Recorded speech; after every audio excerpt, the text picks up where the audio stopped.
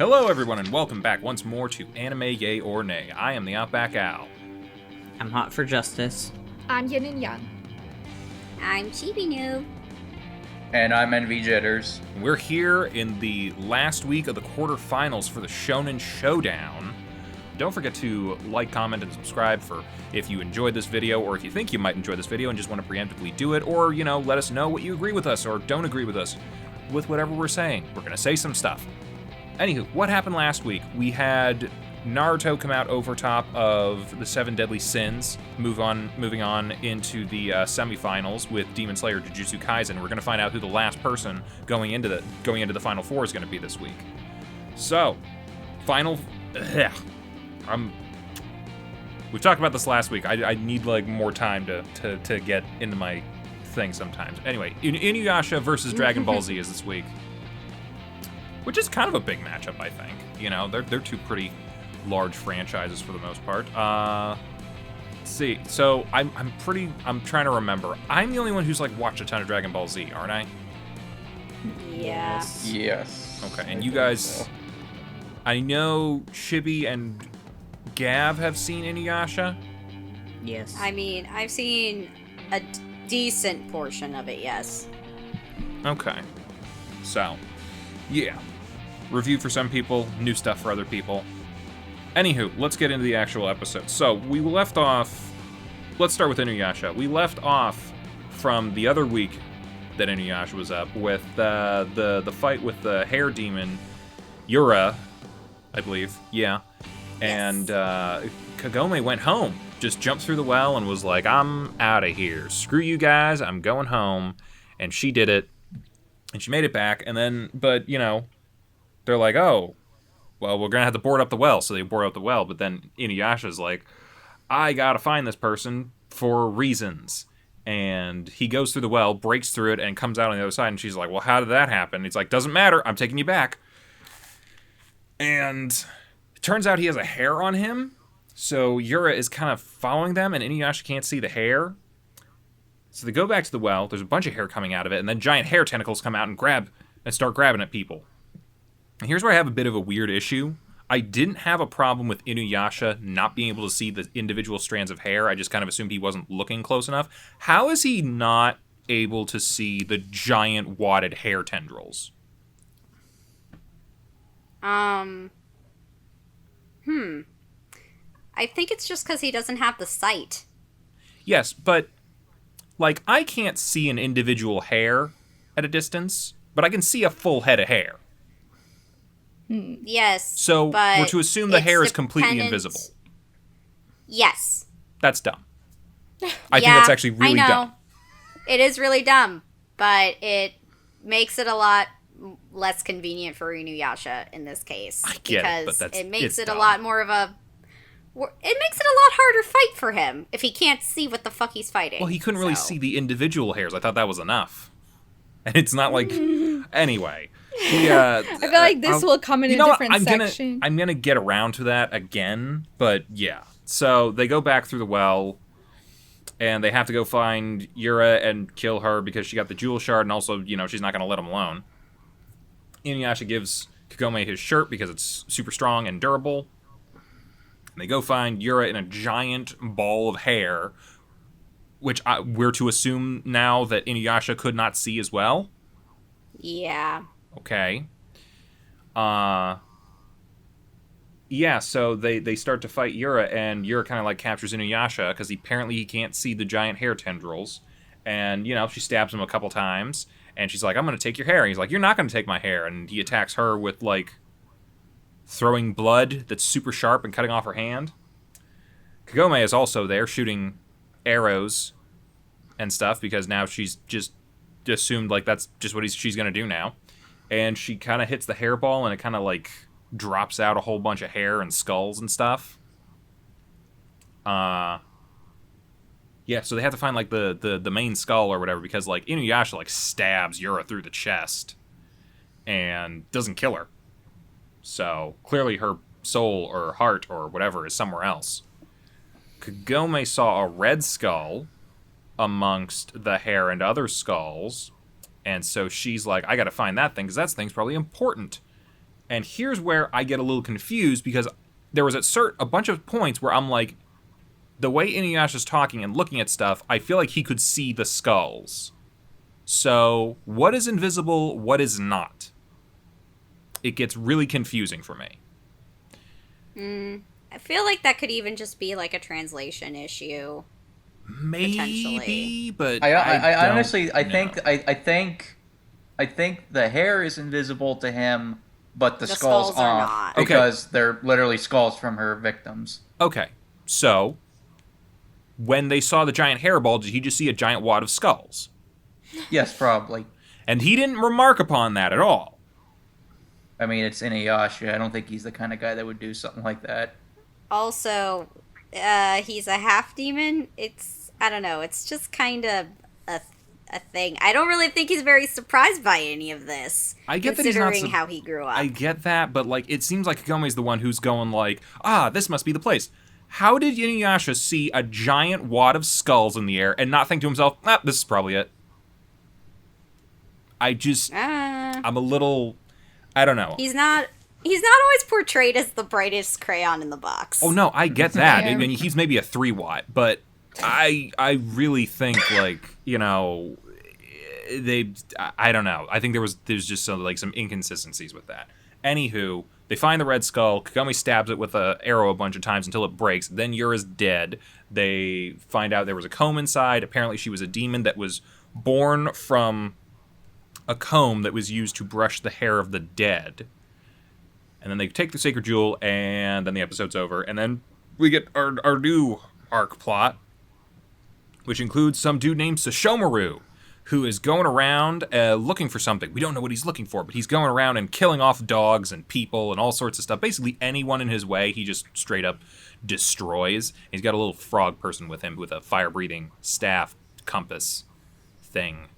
And turns out they're looking for InuYasha because they're brothers, and Sashomaru has a giant demon ogre thing with InuYasha's dead mom, but she's alive, and she was in a carriage, but then he broke the carriage. I don't think the carriage is important, but yeah, so InuYasha's mom has been brought back from the land of the dead, and yeah, so InuYasha and the giant fight. He grabs his mom, and the mom teleports him, her, and Kagome to a pristine little location where they can be safe from InuYasha's brother. But this is all part of Sashomaru's plan, because it's not InuYasha's mom, it's the Unmother, a demon formed from the souls of mothers who lost their children. And she's trying to absorb InuYasha, which is the second time that he's gone into someone's chest this week. And Kagome can see through it because she sees her reflection doesn't have a face, and she's like, oh crap, we're actually in a swamp. This is all an illusion, and everything is bad. This is really bad. Anyway, Frogman shows up, Sashomaru shows up, InuYasha breaks out of it, and yeah, so there's fighting going on. And they're like, we got to find the location of Father's tomb. And InuYasha doesn't really care about any of that, but Sashomaru thinks there's a treasure there for him, and he wants it, and he's like, I figured out where it all was. It was in your eyeball the whole time. Your pupil is the gateway to Father's tomb. I'm like, that's one I haven't heard before. Good for you. So they steal InuYasha's pupil and break it, and a wormhole opens up to a giant demon skeleton in the middle of nowhere, which is both InuYasha and Sashomaru's father's corpse and his tomb. And they go inside of his stomach, where there is a rusty sword inside. And they're like, this was a sword forged from his tooth. It's super powerful. Sashomaru can't pick it up because it's cursed or spellbound or ensorcelled, whatever he called it. InuYasha can't pull it out either, so they're just gonna fight. Also, there was a flea there for a little while. Yoga. The whole time, actually. Almost the whole time. Not with the Euros thing, but like as soon as Sashomaru showed up, the little flea man shows up. Anyway, Kagome pulls the sword out, and now we got a bit of a standoff because the weapon is in the game now. So, and that's where we're at with InuYasha. So, plot. Did I miss anything? Not really. I can't remember, like, anything else. Gav?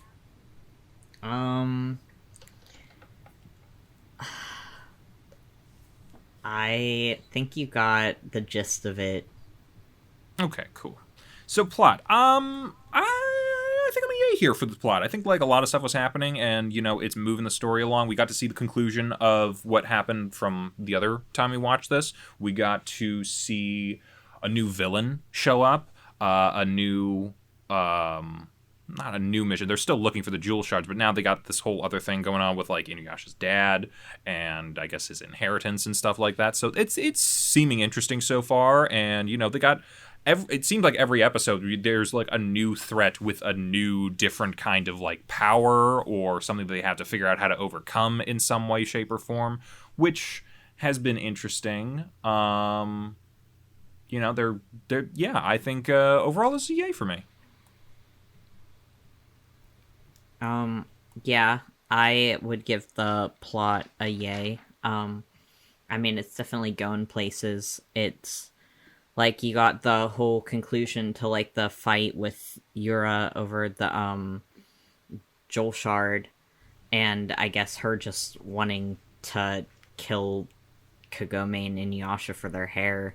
And they get the Joel Shard back and they defeat Yura, and then you get the introduction of an important villain, Shishomaru.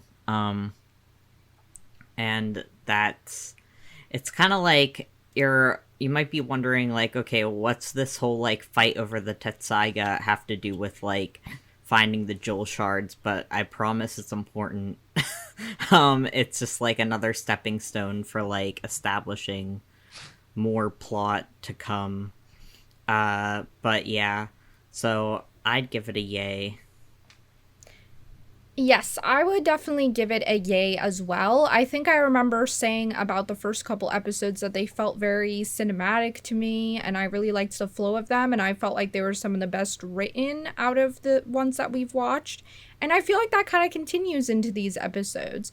It has a very good mood to it, where I feel like it keeps the stakes up, but there are enough quiet moments where you can get a sense of the characters too. I like that the stories feel character driven, but the plot still feels exciting. Like there's enough battles, like there's a really good balance here between the character elements and the action elements.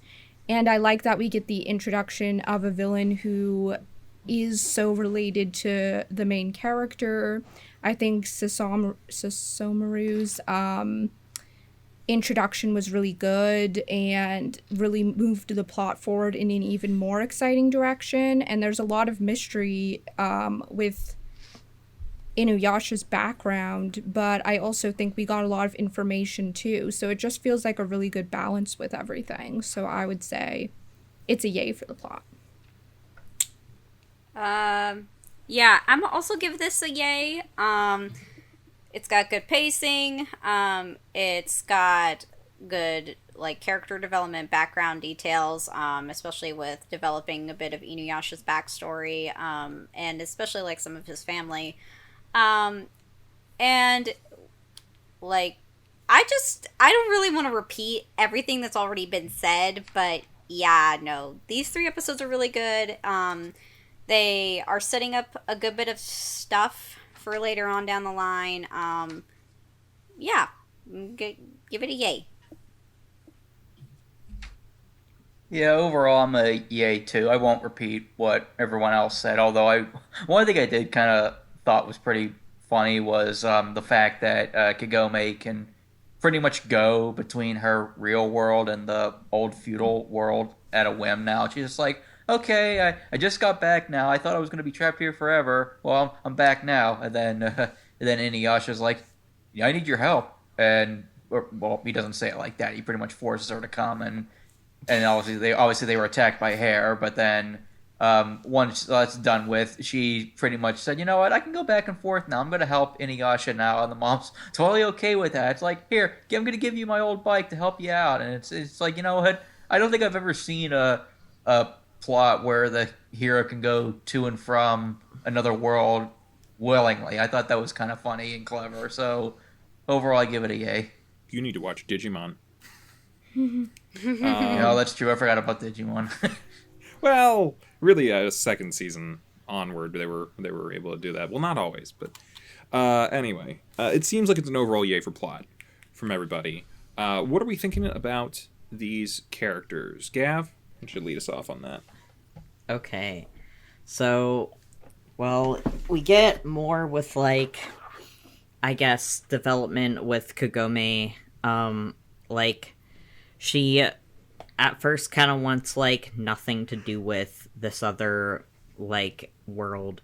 And, but now she's, like, developed, and it seems like she actually wants to, like, help out, and she doesn't seem as useless as she kind of did in the first, like, few episodes. Like, she actually, like, is, her senses are a lot stronger now, and not to say they weren't before, but, like, even more so now. They're just, like, developed a lot, and, she's a lot, like, more clever, than she was before, in my opinion. And, I mean, InuYasha has definitely gotten, like, more, like, he doesn't like Kagome, and he's still, like, he didn't like Kagome before, and he still doesn't really like her, but he's, like, now actually, like, willing to work together with her. So I think that's some development on, you know, his side. And then you get, let's see, what's the flea's name again? Miyoga. Miyoga. Yeah, Miyoga the flea, which is a fun little character. He's kind of like, I'm trying to think how to describe him. He's like, oh, He's like their dad's old friend. yeah, he's like the voice in your ear, like the voice of reason that tells Jiminy you, Cricket. like, yeah, he's like a Jiminy Cricket. Except he drinks tells- your blood. Yeah. Tell me Jiminy Yeah. Cricket doesn't. Yeah. You never it's know. Some messed up alternate universe. And the wrong timeline. And so you get Worst timeline. you get Miyoga the flea, who's like there helping out Kagome and InuYasha. You get Jockin, I think is his name, right? Yep. Yeah, Frog. Uh-huh. The goblin dude thing, whatever he is, who is Shishomaru's, like, henchman. And he's more powerful than he lets on because he has that staff of his. Like, whenever Shishomaru was like, okay, Jockin, I leave this one to you, and he, like, steps away, and I was like, what's this little goblin thing gonna do to, like, all these, like, men? And then he just, like, destroys them with his, like, fire staff. And All I was the like, little okay. guys do it. They cast Fireball. Yeah. And so he's and he's pretty, like, interesting because I think, like, Shishomaru, who's an amazing character, but I'll get to that in a second. So you get Shishomaru, who's, like, very, like, he shows up and you can just tell shit's gonna get serious, but Jockin's kind of like a comic relief to, like, Shishomaru's, like, I guess, seriousness. I can't think of a better word right now, but, like, you know what I'm saying.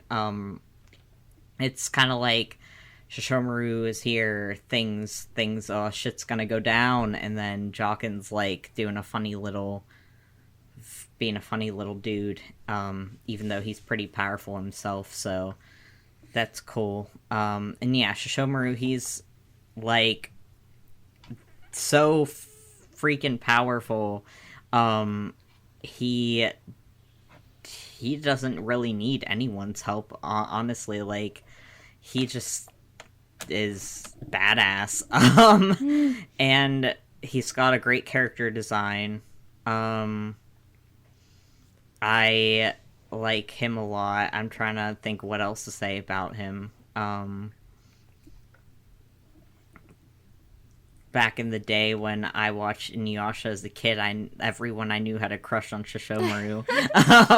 Yeah. Pretty cool. Very Yeah. true. And all Yeah. those people grew up and had a crush on Itachi.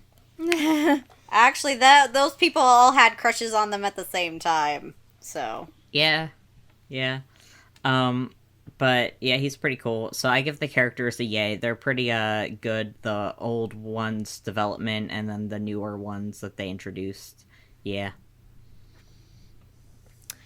Yeah, I would also give it a yay for characters. I think the ones that we already saw, mainly InuYasha and Kagome, that's her name? Kagome. Were pretty consistent in how good I thought they were. I think their relationship developed a little bit. Like, you could see InuYasha begrudgingly start to like her a little bit, even though he's still kind of tsundere. Both a little tsundere. She's a little tsundere too, yeah. It's a tsundere and another tsundere. Right. But I like their interactions. Our dynamic's very good, and it continues to be so. I liked what was the girl with the hair? Yura? I always forget people's names. Yura, I liked her. I thought she was good for a kind of, I'm guessing she's not coming back, for a kind of like one-shot villain. She's the big bad evil guy. Yeah, whatever. So she was pretty good. I liked her design. I really like all the designs in this show. I don't know if that comes down to characters or animation, but I'm just gonna say it. I really like all the designs. But probably Sasomaru, his design was like really good. And I really liked his character introduction. I felt like it was very strong. And his little, I don't know, that frog thing. Jockin was also kind of like a fun little aside character. But yeah, I thought like his connection to InuYasha was good, to Sasomaru's, and his personality, like, you can tell he's going to be a very strong character, somebody that people could really attach to, but also like a good antagonist or foil to InuYasha. I'm interested in what's going on with the parents, with that whole story, and more of the story about the two brothers I think will be interesting to get to know. So I'm interested to know more about their relationship. I think it's already pretty interesting. I don't know if there's anyone significant that I'm missing. Oh, the little mosquito dude was kind of fun too. I really like these little, I don't know, like little creatures that we get to see. And I like the demons. I mean, all their designs are really interesting. I liked the Unmother a lot. Like her whole, I don't know what to call it. Her whole look, her aesthetic was really cool. And I don't know, I just find the monsters really good in this. All the supernatural elements are very strong. So I would give it a strong yay.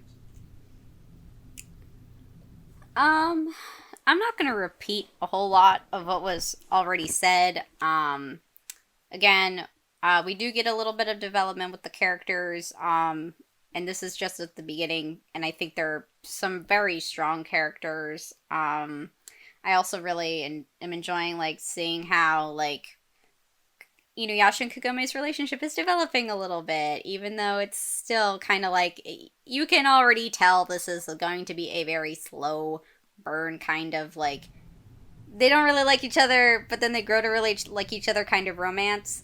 And then as far as Sashomaru arriving onto the scene, he's very much like a very compelling sort of nemesis to give InuYasha, in that, like, they're family, and honestly, the fact that they're half-brothers just kind of, like, sort of puts them a bit at odds, because Sashomaru's obviously thinks he's far better than InuYasha, because InuYasha is only a half-demon, whereas Sashomaru is a full-blood demon. So it kind of, like, it separates out their dynamics a little bit, like, as how, like, Sashomaru at least views InuYasha, and how InuYasha views Sashomaru as being, like, all high and mighty and thinking that he's better than him. It also, that's sort of dynamic between the two of them also sort of like develops InuYasha's backstory, as well as like just kind of sort of shows what his childhood was like a little bit in like the little flashback moments that we do get to see from these couple episodes. Again, the comic relief characters are also pretty good too. Myoga and Jokin were both pretty funny. I remember the one moment where Jokin and Sesshomaru are like rowing across the river in that one boat, and Jokin's just kind of like, I'm trying to swim, I can't swim. I don't know. For whatever reason, even though like the subject of drowning is not funny, like it was just animated in a way that I was just kind of like dying a little bit because I was laughing so hard. But yeah, I'd for characters, I'd definitely give them a yay. Overall, for the characters, I give it a yay too. I like the developments that Kagome and InuYasha are getting. I like how Kagome, is actually starting to take more action for herself and start to help out more, which I appreciated. And obviously, InuYasha, it's probably going to take a while before he actually admits he likes her, but he's starting to maybe warm up to her a little bit. As far as the other characters, what's the old lady with the eye patch's name again? Kaede? Yeah, Kaede.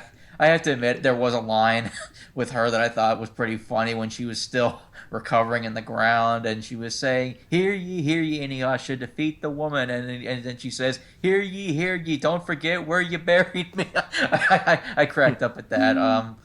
I liked Yura and the Unmother as villains. I thought they were pretty creative, and as far as like their attacks and stuff like that, I liked the Flea character. I thought he was pretty cool. Didn't care for the Goblin character too much. I actually thought Sesshomaru was going to drown him, and I wouldn't have cared at all because he was getting annoying to me. But whatever. And then as far as Sesshomaru himself, yeah, he's pretty cool. I mean, obviously, he's meant to be intimidating right out of the gate, and obviously, he's, the evil older brother, and obviously, he's way too powerful for InuYasha to handle, so it's got a good, dynamic for him to overcome. So, yeah, overall, I'm kind of like a yay with the characters. Yeah, I don't want to repeat a whole lot. Kagome and InuYasha work. I think Kagome had a little bit more development than InuYasha did. I think he's a little bit in the same spot that he was in the last couple episodes, but we're at least getting some backstory from him, so we might understand why he is the way he is. The supporting characters were pretty good. I like the monsters and demons that we had this time around. They're really like putting some effort into who they are as individuals, not just like monster of the week thing, but like let's actually like give them a personality kind of thing. Biggest thing, though, Sesshomaru was probably the biggest highlight of these 3 episodes. Just coming straight in with big dick energy and just swinging it around and hitting everybody with it. I especially just like kind of his relationship with InuYasha, where he's kind of like, he acknowledges that he's his brother, but he's kind of just like, you're kind of dirt beneath my feet. And like, just kind of some of the like conversation they had, like InuYasha gets pissed off. He's like, You had someone disguise themselves as my mother to mess with me? He's like, yeah, what's the big deal? It's just a prank, bro. Or something. Or like, Yeah. What's up, you mad, bro? Yeah. Like, it's another level of like that whole evil villain thing, but underneath it all, it just feels like that dick older brother energy that I have definitely exuded in my time. But like I kind of saw myself just a little bit, it's fun to mess with them a little bit. And I liked that dynamic. It was like that sort of childish antagonism, but like elevated to a much, much higher level. So I thought that was nice. So yeah, I'm a yay on the characters as well. It seems like it's a yay all around for characters. Yeah. Why don't we, Yin? You had it lead us into world building. World building. I feel like the strength here with the world building was definitely those supernatural demonic entities. I feel like that is something that is really a strong suit for this show. I feel like we got to see a lot more of them this time, and in terms of world building, like the world itself, I'm not sure that I got that much information, but I don't know that I needed it. I feel like we're just like on the journey right now. I feel like we're learning more about his family. I feel like that was a bit of world building, but maybe more of character building. I think we got a little bit more about, like, I think she was questioning, oh, he's a half demon, like, well, what's a half demon and stuff like that. So we got a little bit about, like, his dad's, like, that big, enormous, powerful demon, and his mom was just a human. How'd they make that work? They did. I don't know, I'm guessing he can transform. I think it was said that he, like, could take on, like, different forms depending on the situation, because he was a full demon, so he had that power. So he was probably just like Zeus, I'm assuming. All right, yeah. Okay, well, he that's would take always, the different like, forms 50 of things, and yeah. I'm like, how do you make that fit? That'd be rough on her. Somehow you do. Either way, I feel like we learned a little bit more about the world, or at least the demons, through the story about the brothers. So I liked that. So I felt like a lot of the world building was really natural.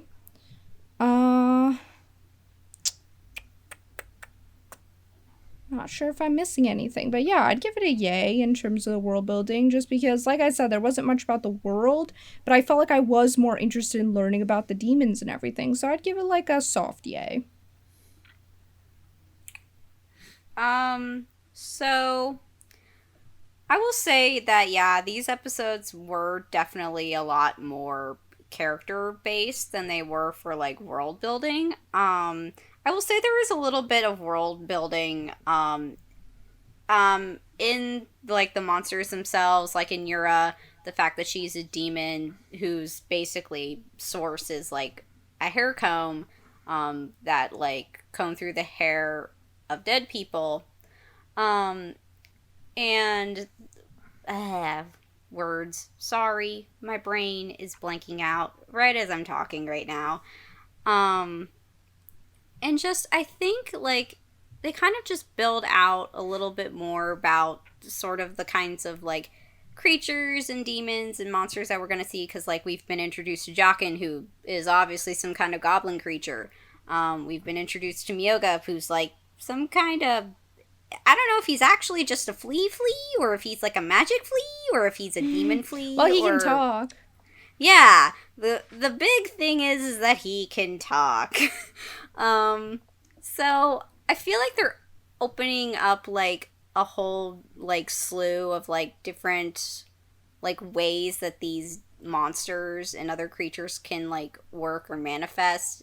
Like, Yura, and the fact that she's a demon who happens to be also a hair comb. We have demons such as InuYasha's dad, demons such as Sesshomaru. We have InuYasha himself, who is obviously a half demon.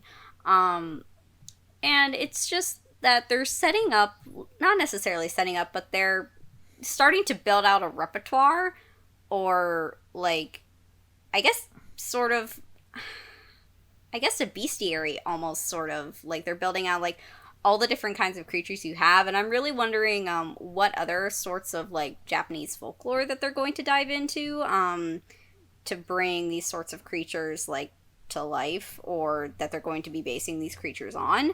So, as far as world building goes, there wasn't a whole lot of it, but what we did get, I did like, so I'm gonna give it a soft yay. I mean, as far as, traditional world building, we get, the few monsters or demons of the week, but I think what these episodes really, at least episodes 5 and 6, what they really highlighted was character world building, like world building for the characters, more of their backstories, especially with InuYasha. We get to learn more about who his mother was, who his father was, the whole story behind his father, the fact that he has a brother that's a full demon where he's a half demon. We learn that the father died, he somehow put his remains/tomb inside a bead inside his eye, which is really weird when you say that out loud, but it works in the context of the show. And I think in terms of that, there's a lot of world building in terms of setup for the characters going on. Which I mean, I think there's two different kinds of world building: the traditional world building where you set up the world, then the stuff you give the characters, not so much like their personalities, but like their backgrounds. So in that aspect, I think these episodes are pretty strong in that regard. Maybe not as much in the traditional sense of world building, but I think it's still enough for me to give it a yay. Yeah, I think I'm EA here too. Like we keep mentioning them throughout here. The monsters, the demons, and all that sort of stuff. They're very creative. They're very interesting, and they kind of like reflect the world that they are in. And like you're seeing that, like not just you're right. A lot of what the world building that we got was also character based and stuff like that. And we're kind of like learning a little bit. Like there seems to be some level of some hierarchy to the demons in that. It's mostly a power-based thing, which we could kind of probably infer from the first couple episodes. But beyond that, we're also learning, like, you know, if you don't know anything about the feudal Japan, you know, you are learning that there are armies of samurai roving around. I'm like thinking like, well, that has to be a pretty common thing because otherwise, Unmother would not have been a thing. She like loses children due to famine and war and stuff like that, and that says like the time period that they're in kind of shows what's going on at that time, that a demon like that would exist. Or like Yura being a hair demon from a comb that was used to brush the hair of the dead. Sure, there's always going to be dead people, but the amount of bodies she had and the amount of power she had says there's a lot of death going on right now. And I think like a lot of these demons and monsters are a reflection of the world that they are creating, or being created by the world, or vice versa. There's a number of different ways you could look at this, but it was like very interesting and like, yeah, finding out about the dad and everything else, and like having the entrance to someone's tomb be the pupil of his son is like, I don't think I've ever seen that anywhere. So that's you got to get points there. Yeah, I think overall it's a very creative world that also allows me to infer some of the non-magical elements simply from the magical elements. So, yeah, I give it a yay. I think, Gav, you're last, right? Yeah. Yeah. I would also give it a yay. I'm not going to repeat too much of what everyone else has said, but I would like to say that I agree with, like, Envy with the whole, there are two kinds of like world building with like the actual world that like this, you know, story set in, and then like the whole like character backgrounds world building. And yeah, we definitely get that character like background world building here, which also like just the little things that we do learn about can like infer a bunch of stuff about the world if you like really think about it, just kind of like how Al just said. So I think they did a pretty good job like tying in a lot of like little things that will mean like a whole lot to like the actual like story, and just like giving us like Chibi said too, like a bestiary to like go off of, and I don't know, it's just, I think they do a really good job with giving us a lot of information without explicitly like telling us like, hey, new information drop here. So yeah, I'd say yay for that. Yeah, it's looking like yays all around for world building. Why don't we move on into what's next? Art and animation? Chibi, you want to take us on this one? Yeah, sure.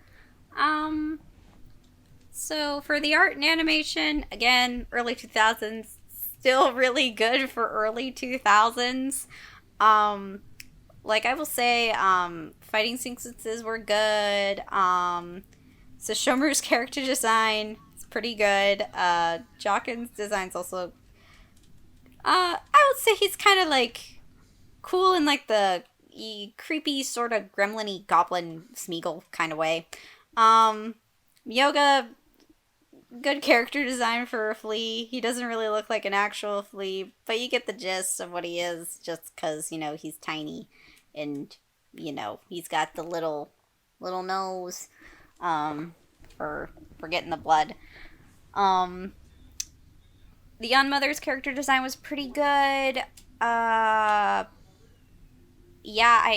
I really like a lot of just everything with the art and animation for this. I will say the one sequence with that little vortex thing, I was just kind of like, oh, I don't know what technique you used to make this, but I like it. Um, yeah, I'm gonna give it a yay.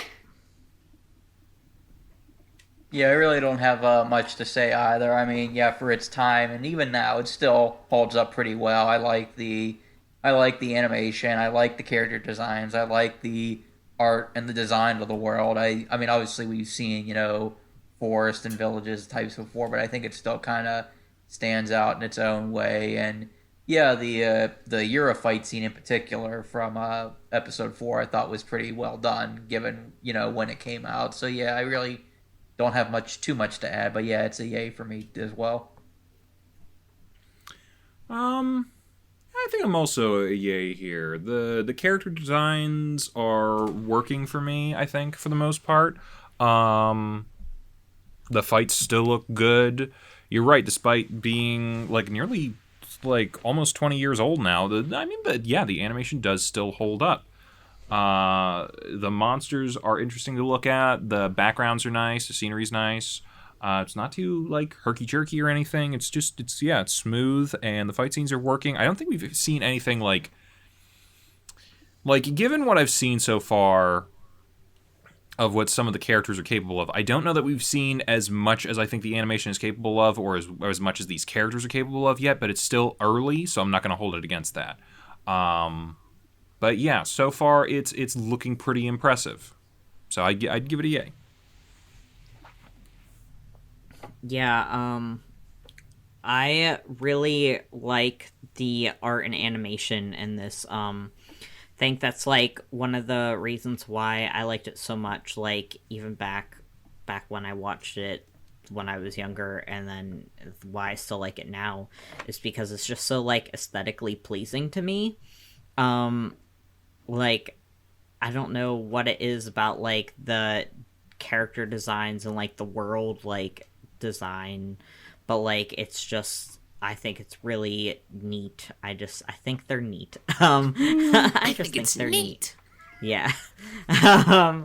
But yeah, I really really like the designs and the animation, and like Envy had said that fight scene with Yura was pretty good, and it's like the things that they really want you to like stand out in the anime do stand out. And I like what they did with the scene with the unmother, with the like how it was in like that other dimension, so it was like an illusion really, so it was all kind of like lighter, like the lighting was like funky and like a peaceful kind of way. And then once like Kagome saw through that, it like got all dark, and I thought that was really well done. But yeah, I enjoy it a lot, so it's a yay for me. Yeah, I think one of the biggest strengths of this anime is actually the animation. I really, kind of like what Gav was saying, I really just like the style and the aesthetic of it. I think it looks really beautiful. I think it has very unique, like, supernatural elements that are really emphasized by the art. I think even, like, the dark parts look really beautiful. Like, the parts with the unmother, I think her design was really gorgeous. I think the part with like the carriage flying through the sky was really cool. Like I think that weird staff with the two faces was a really interesting aesthetic too. Like I just think the designs are all really interesting. Of course, Sasamaru's design is amazing. I just think like they had a really good creative eye behind this show, and it really makes the tone stand out. I think it looks very, very good, so I would give it a high yay. It's seeming like yays all around for animation as well. Envy, you want to take us into sound and dubbing? Sure. overall, I thought the dubbing was pretty good. I remember the last time we talked about this show, I said that while I enjoyed the dubbing and I think it has, good voices, it has that it's kind of like on the tail end of that old school sound for dub. You can tell when, like, maybe it was different recording software or just how it was recorded, but I feel like dubbing back then was recorded and sounded different than it does now. Maybe it's because I watch a lot of modern anime. I notice how different dubs sound, but I still like that in a good way. It's kind of like a good throwback, and like the way that InuYasha sounds when he speaks. I can't really explain it. Maybe I'm talking weird, but but overall I like the cast of the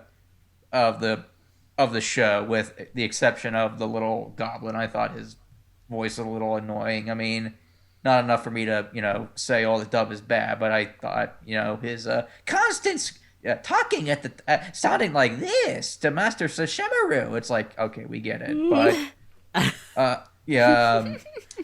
And the background music is also really good as well. I thought it set the mood well and during the different scenes. So yeah, it's still a yay for me. Yeah, I feel like I know what you're talking about a little bit, like with that the old school dub versus the new type of dub, and I think part of that, I wasn't talking out of my ass. No, you're not. There. Yeah, there is absolutely a thing there, and I think some of it just comes from like there's just better like software that nowadays that just makes it easier to make the lines sound like they're like in the environment a little more, I think is the best way I could describe it. Like, I think first off, I should say, like, I think that everyone did a fine job voice acting today, and I do enjoy the score of this. It does kind of stick out, especially in some of the battle scenes. It kind of works really well. But like what I think you're talking about, like, everyone sort of sounds a little bit like they all recorded everything in the same booth, and it all comes off kind of almost a little too clean at times. It's at least kind of how it like feels to me occasionally, but like, in more modern dubs you have, it's been 20 years of advancement in the industry and the field and all that other sort of stuff. So you have certain plugins and different kind of things that you can use for voices to maybe add like a little bit of echo or reverb or a little bit of this, a little bit of that, to kind of make it feel more like it's in the environment that it's presented in the animation. I think you sometimes get that a little bit more with modern stuff because now it's much easier to do that than it was back then. I think that's kind of what and why that sounds the way it does. Despite that, it all sounds really good. It's just, to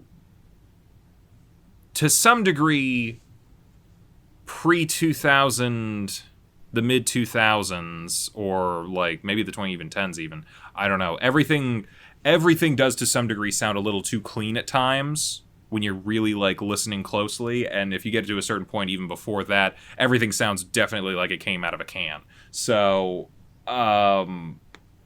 yeah, you can kind of you can definitely hear the differences in different dub eras. But yeah, outside of that, this is still a pretty good dub. I don't really think anything like really stood out to me as fantastic dub-wise, but everyone's like doing a pretty good job, and I enjoyed Kagome and InuYasha for the most part. I'm having a bit of trouble remembering what Sesshomaru sounded like. I do remember some of his lines, but I think I'm like just paraphrasing them as like, "You mad, bro?" Yeah, I give this a yay. Yeah, I think the voice acting is pretty good. I think it's really funny whenever Sesshomaru talks and InuYasha talks, like, right after him, because you can hear, like, such a difference in, like, their voices. Like, Sesshomaru's all kind of, like, serious and, like, begrudging sounding, and then you got InuYasha, who's, like, loud and, like, angry and sounds like basically like a teenager compared to, like, his older brother. It just sounds like way more mature than him, but it like works so well with their characters. So I think they did a fantastic job with the casting for that. because it really like brings to life like the differences and the characters and just like how they're supposed to like be portrayed to the audience. I don't know anything about all that techie stuff that you guys were talking about. That kind of went right over my head, but I think that, you know, everything sounded really good, so I'd give it a yay. Yeah, I would say my thoughts on the dub have not changed much. I still think it sounds pretty good. I think everybody really fits their roles. I liked Susomuru's voice. I did remember and notice it. I liked the little, like, goblin's voice, actually. Like, I know some people found him annoying, but I actually thought he fit the role of being, like, an annoying character. So yeah, I don't really have much to say. I think it was all around still pretty good. So yay. I will say for this, I'm not going to repeat a whole lot. That I thought the score was very nice. I really liked it. Voice acting was fine. Everyone really fit. Jockin's voice fit, as Yin said. Yoga's voice fit. Like, everyone just kind of sounds, like, pretty good for the most part. Yeah, it does sound a little clean. But honestly, I'm not really expecting anything to sound like anything that we hear, like, especially these days, especially considering how old it is. Overall, I would give this a yay. Well, it's sounding like an overall yay for sound and dubbing. Let's talk openings and endings. I'll lead this one off. I'm not a super big fan of this. It's kind of just a meh to me. And maybe that's just like they're perfectly decent songs, and the animation stuff for the openings and endings is fine. It's just I don't know if it's just might be a preference thing. I just don't really like it that much. I don't even have like a whole lot I can say about it. So, kind of a meh. I really like the ending. Like, I think the ending, sounds pretty, and I like the visuals that go along with it, especially, like, the flowers, like, at the beginning, and then you get, like, the Ferris wheel, and I just think they're just kind of, like, calming, like, nice,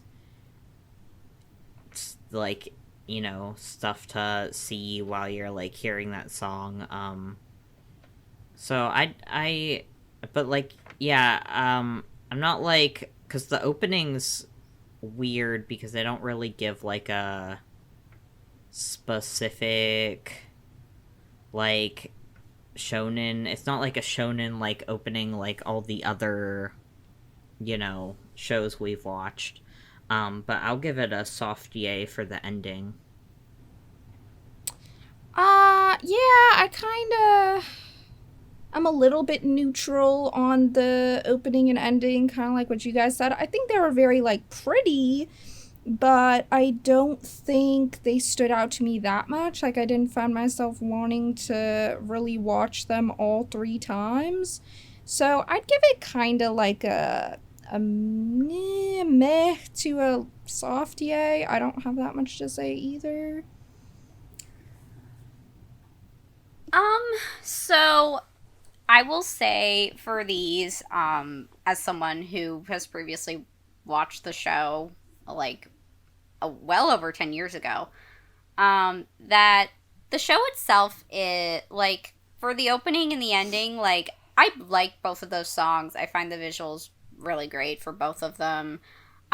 Yes, I will agree that, the opening is not your typical shonen opening, but I'm really wondering if, like Naruto in our last talk that we had about openings and endings for shows, and I'm wondering if this is just a weird thing that they were doing in the early 2000s, because, yeah, like you said last week, that opening is kind of a bit more, like, slow and not really like an opening, more like an ending. I'm wondering if this was just a trend that they were doing back then, because again, this is a song from the earlier 2000s, and it's like not really like hype. It's more like soft, kind of want to get you like in the mood for an adventure, but not like hype and get you like, yeah, raring to go.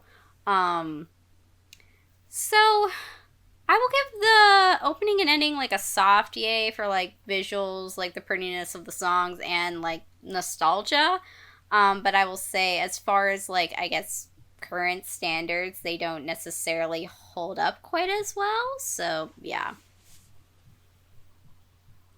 Just a reminder for everyone watching, if you didn't remember from last time, if you're watching this on Netflix, make sure you realize that Netflix, for whatever reason, didn't have the actual song part. They just had the instrumental, yeah. probably because of copyright. So if you want to listen to the full opening, just YouTube it. It's a pretty popular OP. I don't mind the song, and I don't mind the songs for both of them. And I thought the visuals were fine, not amazing, but not bad either, or average. I think it's a little bit above average for me. So I kind of am with the Chibi, like a soft yay on them. Okay, it's a little bit mixed, but seems in the meh to a softish yay area for openings and endings. Gav, lead us into final thoughts. Okay. So I really liked these 3 episodes. I think they were pretty captivating, and everything looked and sounded good, and the new character introductions were good, as well as the development of the old characters. We gleaned a lot of information from these episodes. So I would definitely say overall, like, yay, and that I would definitely keep watching. I agree, basically for all the same reasons you just mentioned. I would definitely keep watching. I really like the animation. I really like the characters. I think it got even better with the inclusion of Sesomaru and everything that will probably transpire due to his relationship with InuYasha. I'm still really invested in the relationship between the 2 main characters. So I really have no complaints. I would absolutely consider watching the rest, and even if it doesn't win, I'd probably still watch more. So I'll give it a yay. Honestly, like, watching the 3 episodes, like, the last time we watched it, I was definitely a yay.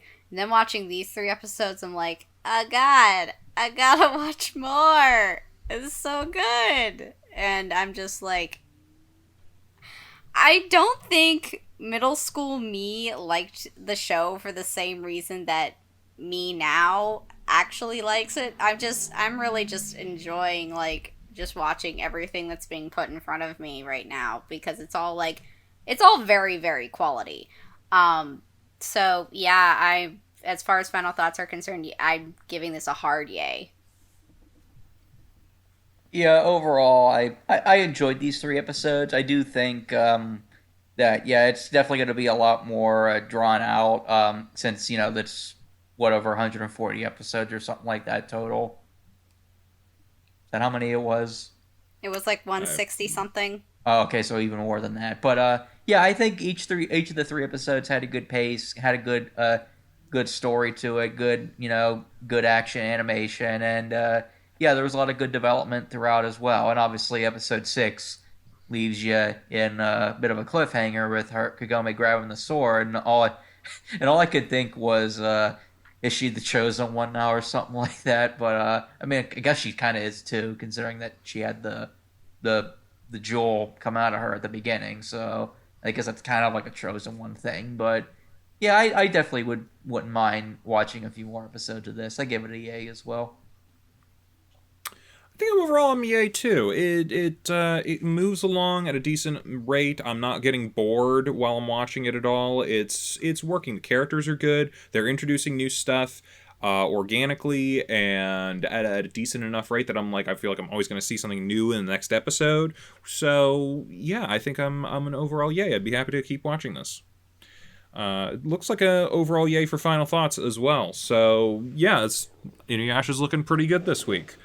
But how does it fare against a true classic? Let's talk episodes 4 through 6 of Dragon Ball Z. So much like InuYasha and a number of other shows, actually, we saw the end of the fight from the first time we watched this in episode 4. Piccolo charges up his special beam cannon. Raditz makes one final plea to survive, and Goku says, "Nope, you're going down." And he takes a shot with Raditz from that special beam cannon, just shoots both of them right through the heart, and they go down. So, that's a hell of a way to start an episode, but where does it go from there? So, they're not entirely dead yet, but they're on the verge of death, and Raditz is kind of like, you're an idiot, why would you die along with me? And Piccolo's like, yeah, dude's not gonna die, we got Dragon Balls on this planet, man, we're just wish people back to life anytime we want. And Raditz is like, well, now you're a dumbass, because my little earpiece thing has been transmitting everything that's been happening. My 2 buddies are gonna come here and kick your ass, and they're way stronger than me. Blech, I'm dead. And Piccolo's like, well, shit. And Goku's like, well, guess I'm gonna die now. Wake me up at some point when we're ready to fight. So, after that point, Piccolo is like, you know what? Gohan was throwing out some serious power in that last fight. Doesn't know how to control it yet, but if I can teach him, we got about a year before these new Saiyans show up. I'm gonna take the kid. You guys don't have a say in it, and I'm gonna train him up and make him super tough so that when in a year from now, we're gonna be ready to go. And honestly, no one else is strong enough at this point to really challenge Piccolo, so he takes the kid, and then it's rock, paper, scissors to see who's gonna tell Chi-Chi that her son is kidnapped and her husband is dead, which I guess Krillin loses. Pretty much. Yep.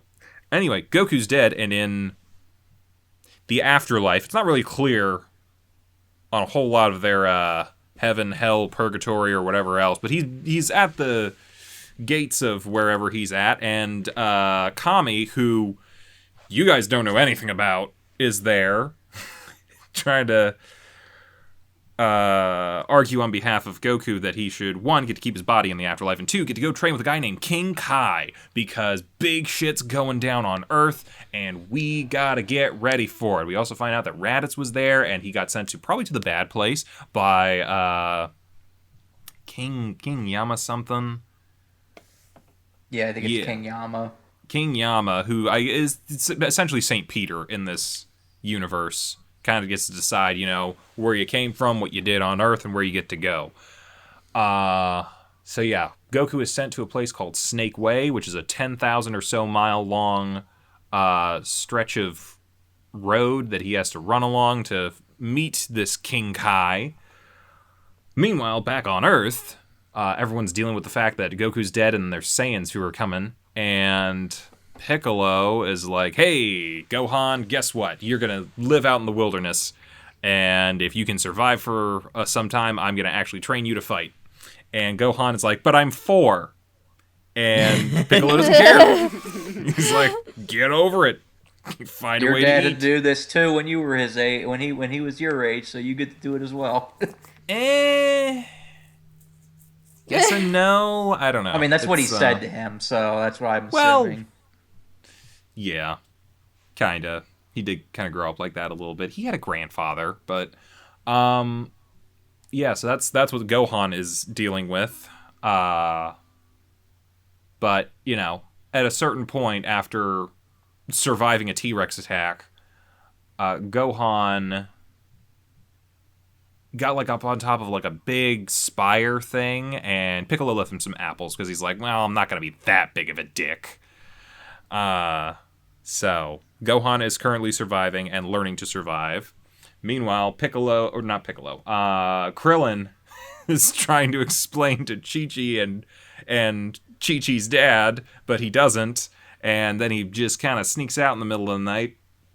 Chi-Chi goes a little nuts at that point and decides to drive through some stuff and then find them and find out where her baby is. And then she finds out about her husband and her kid being stolen by a green monster and a whole bunch of other stuff. And it's not her week.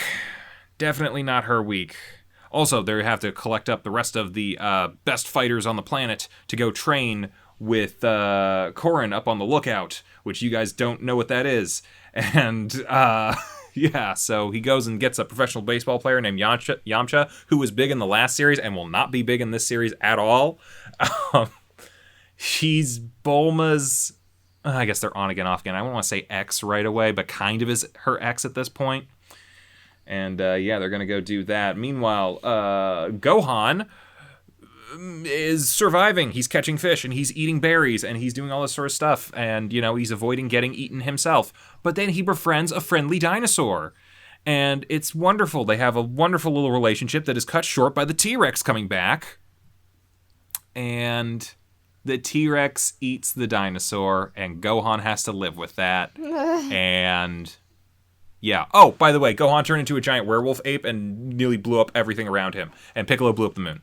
So, that was Dragon Ball Z. What I was saying last week Cannot to you believe I about, almost forgot that part. I was going to say, when I was telling you about the moment when I was watching the episode. Oh, I knew what moment you were thinking of. I knew exactly what you were thinking of. It's like, oh no, many... Gohan's getting destroyed, and Gohan's getting powerful because of the moon. What to do? Blow up the moon. Yeah, that has, you know, some very far-reaching implications that we will never cover in this show. Yeah, what? Yeah. Did I miss anything? I don't think I missed anything. No. Anywho, let's talk plot. Who's starting us? Yin? That you? Yeah, I think so. I liked the plot overall. I feel like it progressed. I feel like we kind of started a new type of storyline with Gohan training, and then on the other side with what's going on with Goku in the afterlife, and then everybody else kind of trying to figure out what to do in the wake of Goku's quote-unquote death and Gohan being taken by Piccolo. So I feel like we have a lot of story threads, which is nice. So we get to focus on quite a few different characters and what they're doing. I think we still feel the looming threat of the other Saiyans, which is nice. I forgot to mention them. We got to see Vegeta and Nappa. Yeah, they came from that other weird planet. So yeah, I feel like we got a lot going on with the plot, but it all feels, I don't know, organic and neat. Like, I don't know how to describe it, but it feels clean. It feels like things are happening in a way that makes sense. And I like where it's going. I feel like it's exciting enough, but it's got a good balance. So I would give it a yay on plot.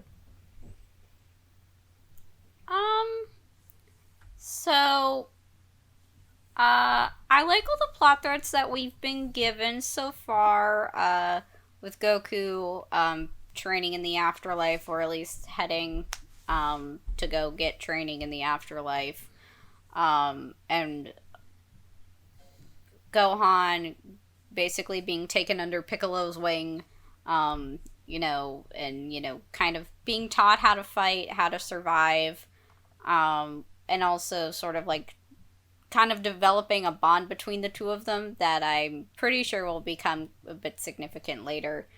And then, again, the plot threads with, like, Chi-Chi and Krillin and Bulma and the introduction to Yamcha. I feel like there's some stuff all going on there, and they're giving us a bit of a timeline to work with because,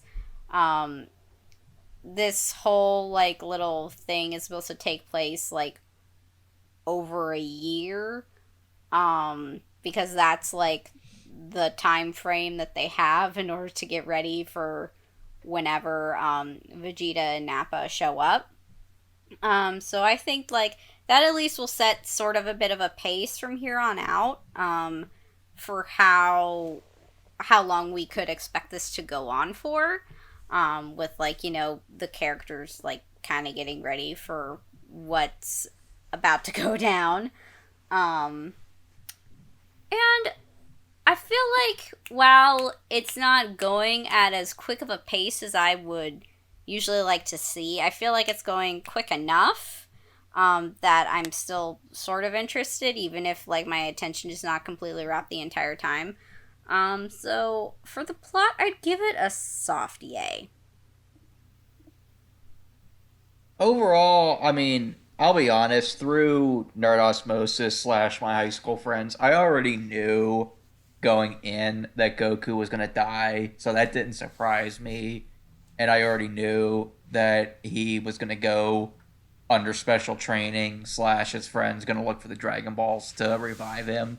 But it was still cool to, see Goku sacrifice himself to defeat Raditz and the whole, him just endlessly seeming to run, to get to the other side to find to get his training. I thought that was pretty clever. But I honestly think the real strength of these episodes was Gohan, which I think I'll touch more on characters. But I thought his journey and his episode and these 3 episodes were the most compelling to me. Seeing him, a 6-year-old boy, mind you, even if he does have special powers, a 6-year-old boy trying to survive out on his own in the wilderness. I thought, I totally empathized with him and, trying to hope that, he makes the best of it. And obviously when they cut to, the dinosaurs, which I'll talk about in world building because I have several questions. I thought, that was obviously that's a tough life lesson for him to learn, but you know what? Good for the show to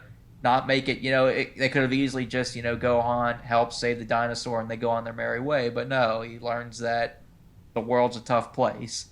The only major criticism I have, and this isn't really on me, I mean, this isn't really much on the show, it's more on me, but I feel like, kind of like with the first 3 episodes, if you didn't watch the original Dragon Ball, you might be confused on some of the characters, like the big guy, who I didn't even know that was Chi-Chi's dad until you just said that a second ago, because they didn't really address him. They may have said his name, but like I had no idea who he was. I honestly thought he was just like some friend of Goku and Chi-Chi's who was freeloading in their place. I had no idea who he was, and I heard of Yamcha, obviously, through nerd osmosis, but I didn't know. But obviously, if I watched the original Dragon Ball, I'd feel more of a connection to, him and Krillin reuniting and him learning about Goku's fate. But yet again, that's not so much a major problem as, me not seeing the original Dragon Ball. But overall, I give it a A. Yeah, I'm a yay here because, I will not deny you're right. You guys would have a lot more understanding of what was going on if you had seen Dragon Ball or, knew a little bit more, who the fuck is Kami? Why does he look like Piccolo? Who is Yajirobe? Who is Yamcha? Who is Ox King? Who is all of these people?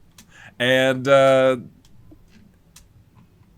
can't deny that. That's... Yeah, this would have a lot more... I was actually gonna bring a bit of that up, in characters, if I'm gonna be honest. Sorry, I'm hearing, a weird sound. Oh, sorry. I was just saying that I was gonna bring that up in characters, the lack of us knowing who the people are. Yeah. Was your CD drive trying to come out? Yeah, but,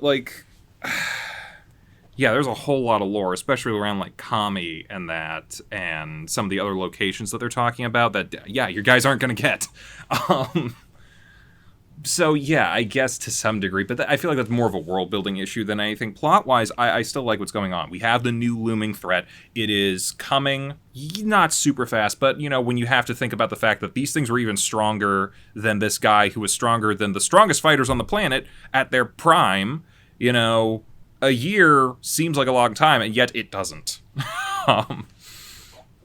Earth's not prepared for Vegeta and Nappa, and that's a pretty solid threat and ticking clock, like you guys are saying. And I like that Gohan is learning and growing up a little bit with the stuff that Piccolo is making him go through right now. And I'm in agreement. A lot of shows probably would have shied away from the whole the dinosaur got killed and we see his bones afterwards. But they didn't, and I gotta give them points for that as well. It's doing a lot to introduce more people, so to some degree this is a bit more of a character-driven section of episodes. Actually almost a bit more of a world-building thing. But yeah, I'm still hyped to see what's going to happen next, because we're seeing new places, we're seeing for this series, new characters. And, you know, for you guys especially, new characters. And, you know, I'm always interested to see what's going to happen next with these guys. So, yeah, I'm a yay on plot. I'm also a yay. I think that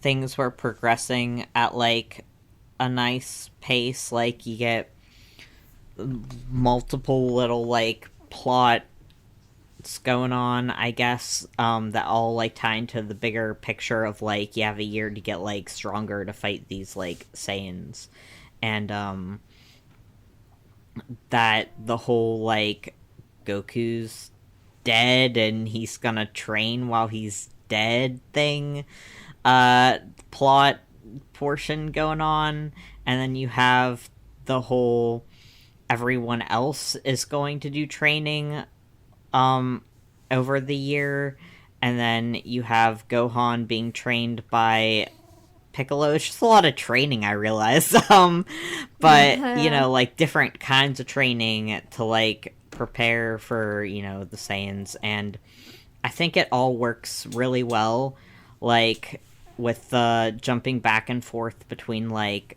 what's going on, like with you know, like each person, like each group, and their training. I definitely liked the Gohan's like training the best. But I mean, I'll get to that more in characters as well, kind of like how Envy said. And yeah, but I think the plot's doing pretty well, so yeah. Yeah, seems like overall yay for plot. Gav, you were talking about characters. Let's move right on into that. Chibi, are you leading us off on this one? Yep. Yeah.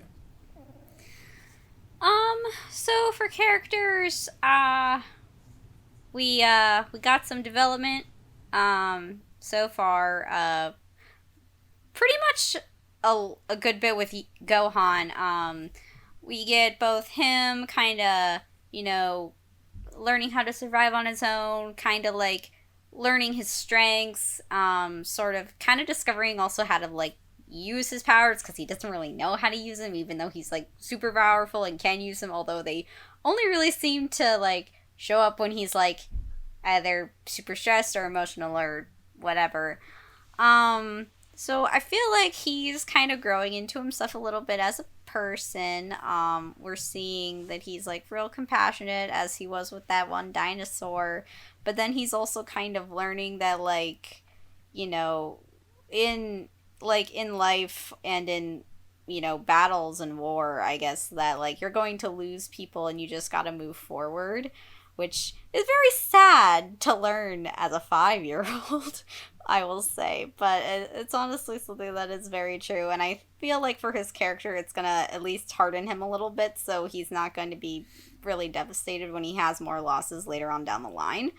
I like the development of his like him under the tutelage of Piccolo. Like, I feel like Piccolo will probably, you know, like warm up to him a little bit, you know, as he trains him.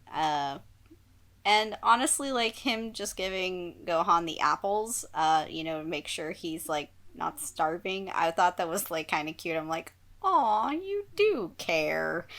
And then we do get introduced to more characters in Yamcha and Vegeta and Nappa. Also Kami, although we would probably already know who Kami was. Same with King Kai and like Ox King. If like we'd already known them from the previous series. I'll tell you this much: you wouldn't know who King Kai is. Okay, we wouldn't know him at all. No. Okay, Kami and Ox King, you would. Okay. But yeah, so, like, I feel a little lost because some of these characters seem, like, sort of familiar with Goku, but I don't know them, so again, it's a little bit like I don't really fully know who these people are, although I'm getting a bit more of a sense for the cast that we're, like, seeing a bit more. But yeah, so overall for the characters, I feel I would give them a soft yay. Because I feel the developments and the new characters that we're meeting are all really good. There's a lot of anticipation for Nappa and Vegeta to come along. Um, I just there's that little thing with just not being familiar and maybe just like maybe talking a little bit about like how they know each other or like maybe a little bit of a reminiscent moment, like upon meeting each other again that would kind of help me sort of establish like how these people know each other if I just coming in just watching just this would probably be very helpful. So, yeah. As I mentioned before, I think to me, Gohan was the star of these 3 episodes. I liked his, slow development, and I mean, again, he's really, really young, and any kid of that age, if they were thrown into the wilderness, would be, scared shitless, and especially considering that he has a loving mother and loving father for now. Obviously, Goku's known for being a bad parent, but obviously that's later down the timeline. So yeah, obviously him being stranded out there and him starting to slowly adapt, starting to gather food, starting to, hunt, starting to, he remembered his dad's special medicine treatment, which I thought was pretty cool, and when he was trying to treat the one dinosaur, I was like, oh, and then obviously, when he learns that lesson at the end, you know, that was pretty nice.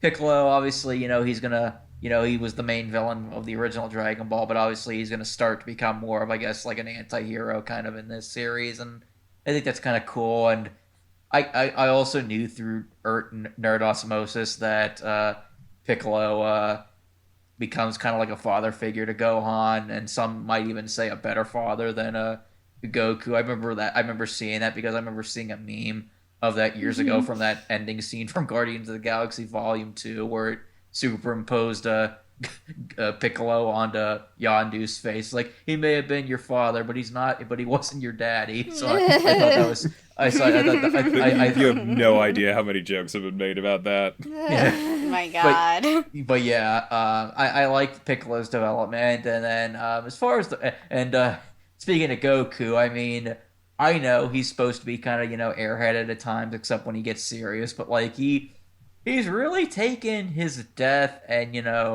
struggle to try and go back to life pretty in stride, and the fact that he was choking around and nearly fell off the snake bridge into eternal damnation, I thought that was kind of like, oh well, that happened.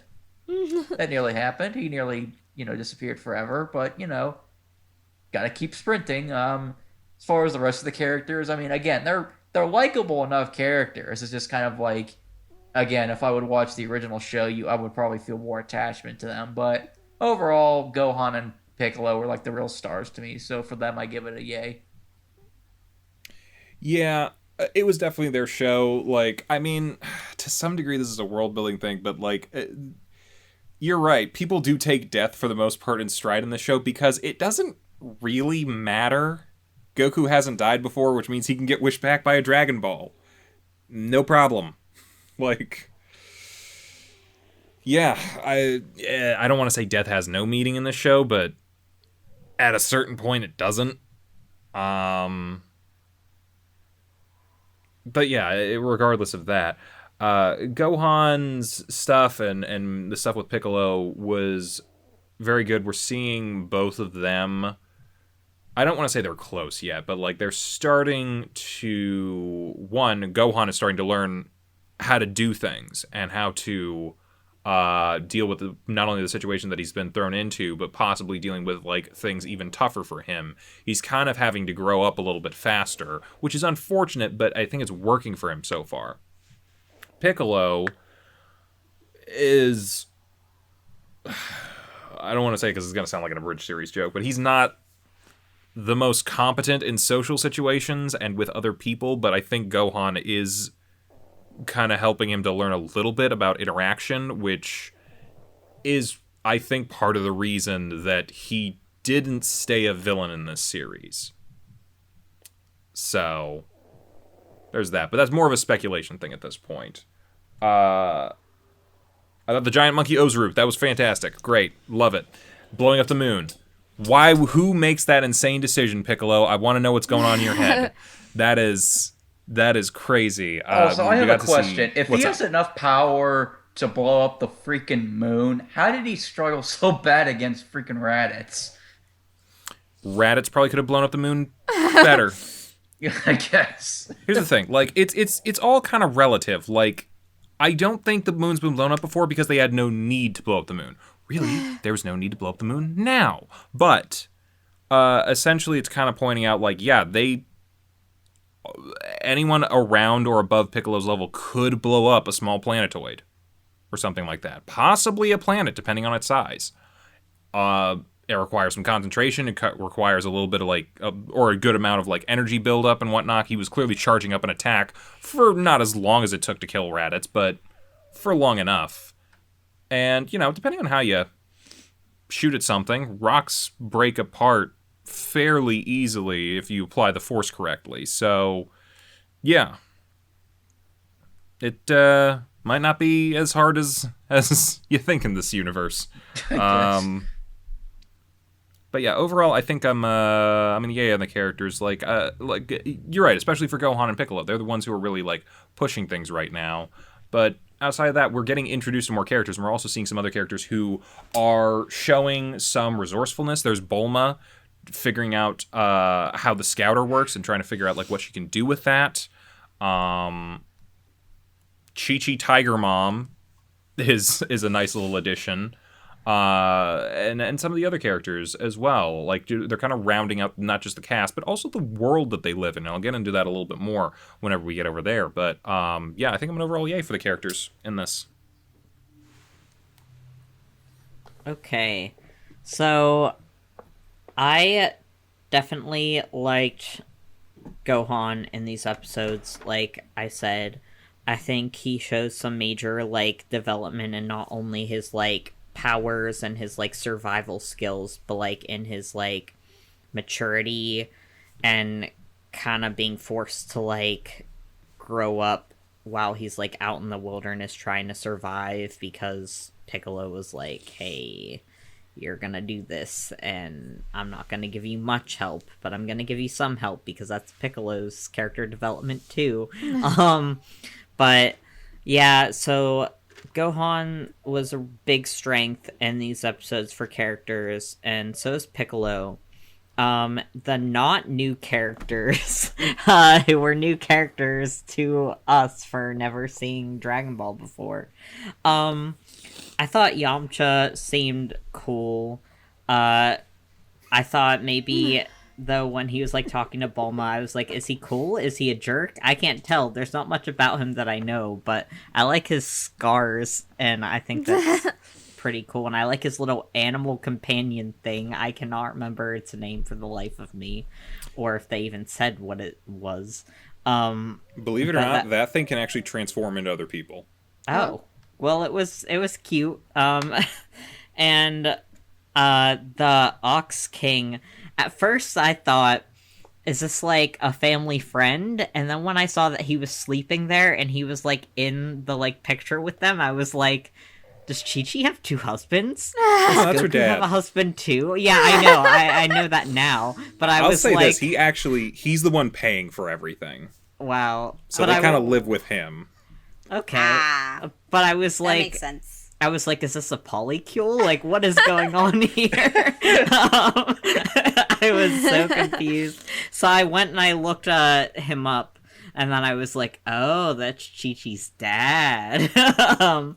So it made some more sense, but I just thought that's, like, funny that, yeah, they definitely should probably touch more on, like, the characters. Like, I mean, they do kind of make little, like, comments about, oh, from before, like, you know, Roshi trained, like, Ox King, and there's the comment they make about Yamcha and Bulma and that kind of stuff, and so you get, like, some kind of, like, a little bit of background on these characters you've never seen before, but, like, still not enough for me to be like, not super confused. But I mean, I guess they probably didn't expect anyone to go in watching Dragon Ball Z without watching Dragon Ball.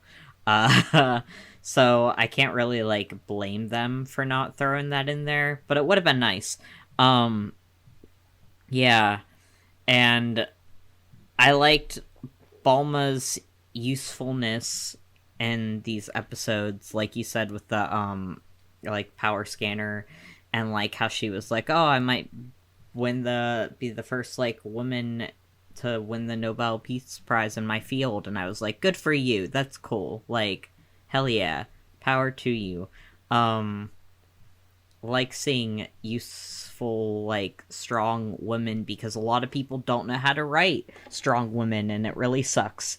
So it was nice to see that. And yeah, I think Chi-Chi's a little crazy.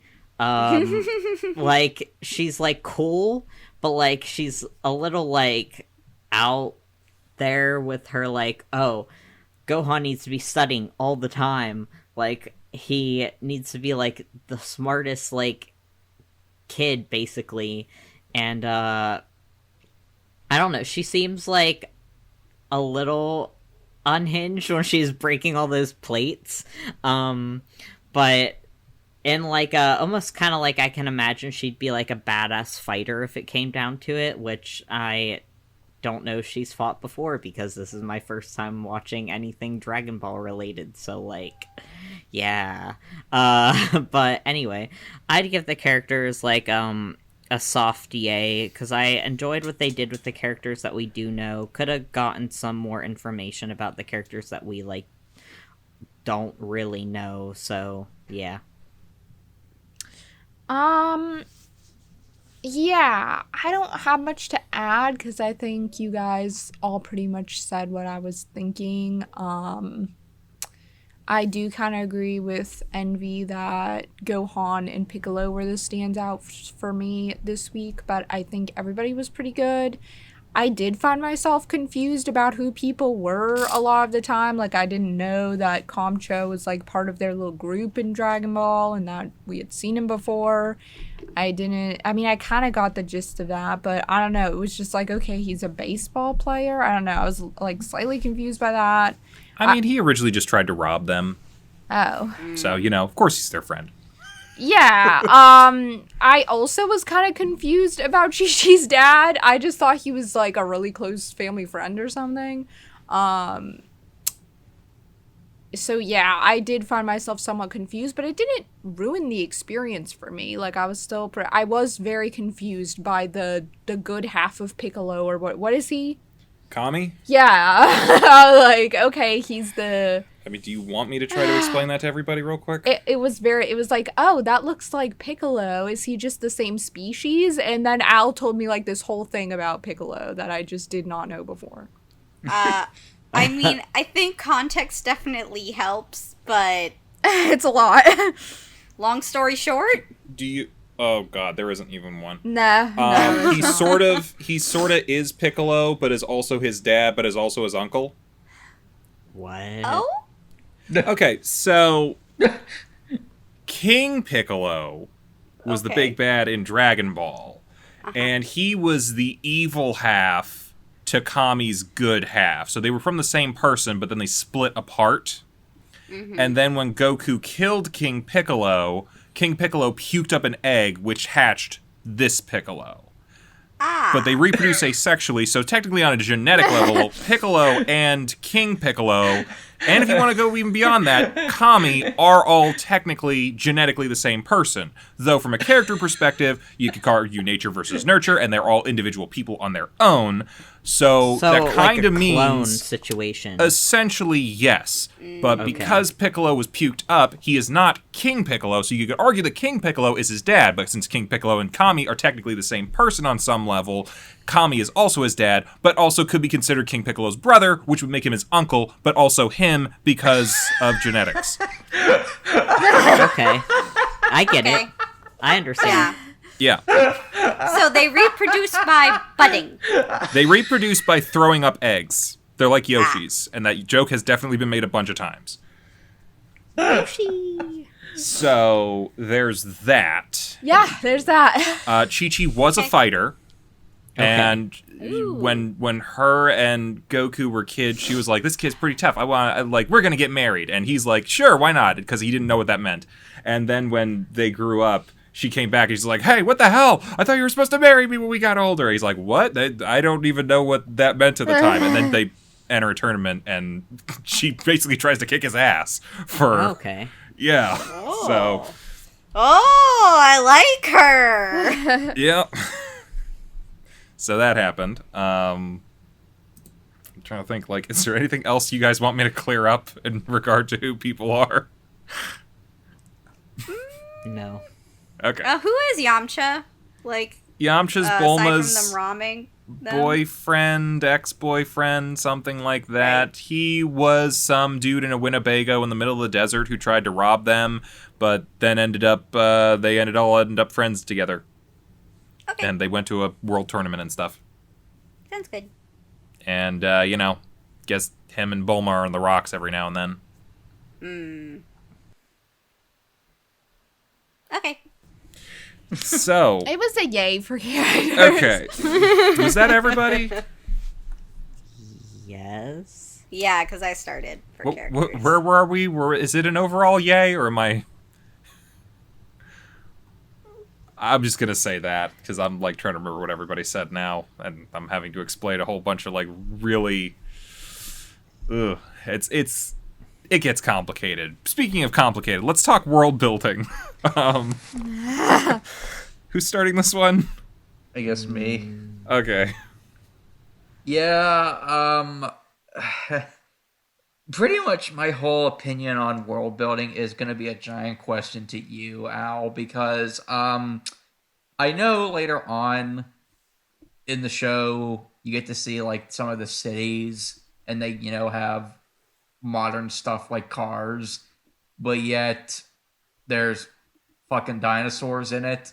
Could you explain how the universe of Dragon Ball works for me? You know what? Why don't I just go last, and I'll explain any questions that anyone has at the end.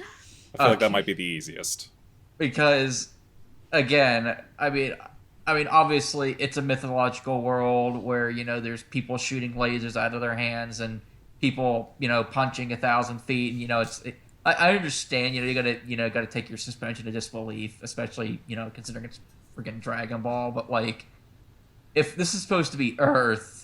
And it's in, I guess, somewhat sort of modern times, but yet there's an entire area of the world where there's dinosaurs. I kind of got a little confused on that. But otherwise, the world building was just kind of more or less, setting up the characters and their interactions and, the stakes of, Vegeta and Mappa, the rush to try and prepare before they come, so setting up the Dragon Ball Avengers, but it was just more or less a questioning of why is there dinosaurs on Earth. So I guess I'm kind of a softish yay to a meh. I think we're gonna skip me for now, so let's go to Gav. So we get like world building stuff kind of like thrown at us in a way with like it's not really told to us or explained like much. I don't know, it's like a bunch of stuff that you could probably like would have to watch the first like Dragon Ball to like understand, I imagine. Cause kind of like what Envy said with like the dinosaurs being there, and like this is supposed to be Earth and there are humans there too, so why are there dinosaurs there at the same time? And like it's kind of confusing, and they don't really explain like much about the like creatures like those, and I don't know, it's very confusing to me, but like you get some stuff about the afterlife, I guess, and world building. Yeah, I don't know. I'm kind of like a meh just because I didn't really understand it, but like, that's, probably, because I didn't watch Dragon Ball. So, yeah.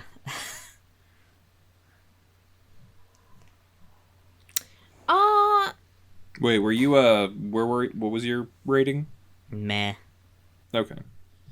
Yeah, I felt a little confused by the hodgepodge world because I also wasn't sure why. Like, on the one hand, there were, like, dinosaurs, and then on the other hand, there was baseball, and there were TVs, but they also kind of wear weird outfits. I don't know, like, I was a little confused, but I can't say I was upset about it. Like, somehow it all fits together in a way that just seems like a zany world, and that's all I kind of need it to be. I don't know, like, it weirdly works, even though it doesn't make any sense to me. And, like, the fact that this dude can, like, blow up the moon and nothing actually happens, like, there are no repercussions, it's just so fantastical and crazy that everything else being fantastical and crazy just sort of works. So even though a lot of it really doesn't make any sense, and I'm not sure if Al has an explanation for why everything is a hodgepodge, I kind of like it, and it kind of fits the mood of the show. Everything is supposed to be larger than life and just off the wall. So I don't know if quote-unquote world building was amazing, because like not much was explained if that's how we're going to define world building, but I think the world is very enjoyable. Like, it's kind of, I don't know, just a really fun world to inhabit. So I would still give it a soft yay, because even though, like I said, there were zero explanations for why things are the way they are, I think it kind of works, and it's just fun. So I'd still give it a soft yay. So I think my main issue is probably gonna be along the same lines as like Gav's, in that the world doesn't really all make sense together to me. Mostly, yes, dinosaurs, also baseball, also hover cars, also there's just a lot going on right now, and I'm sort of confused as to how it all makes sense. Is this some sort of weird version of Earth where, like, all time kind of exists all at once? It's all just very, very strange. Also another thing, and yes, Yin, you brought up the moon. I also want to bring up the moon. Why the fuck isn't the ocean getting messed up? Right. Like, what is happening right now? If this were to happen to actual Earth, like, everything would be fucked. Like, I'm just, oh my god. Like, I understand that this is an anime, and anime logic is basically all logic be damned.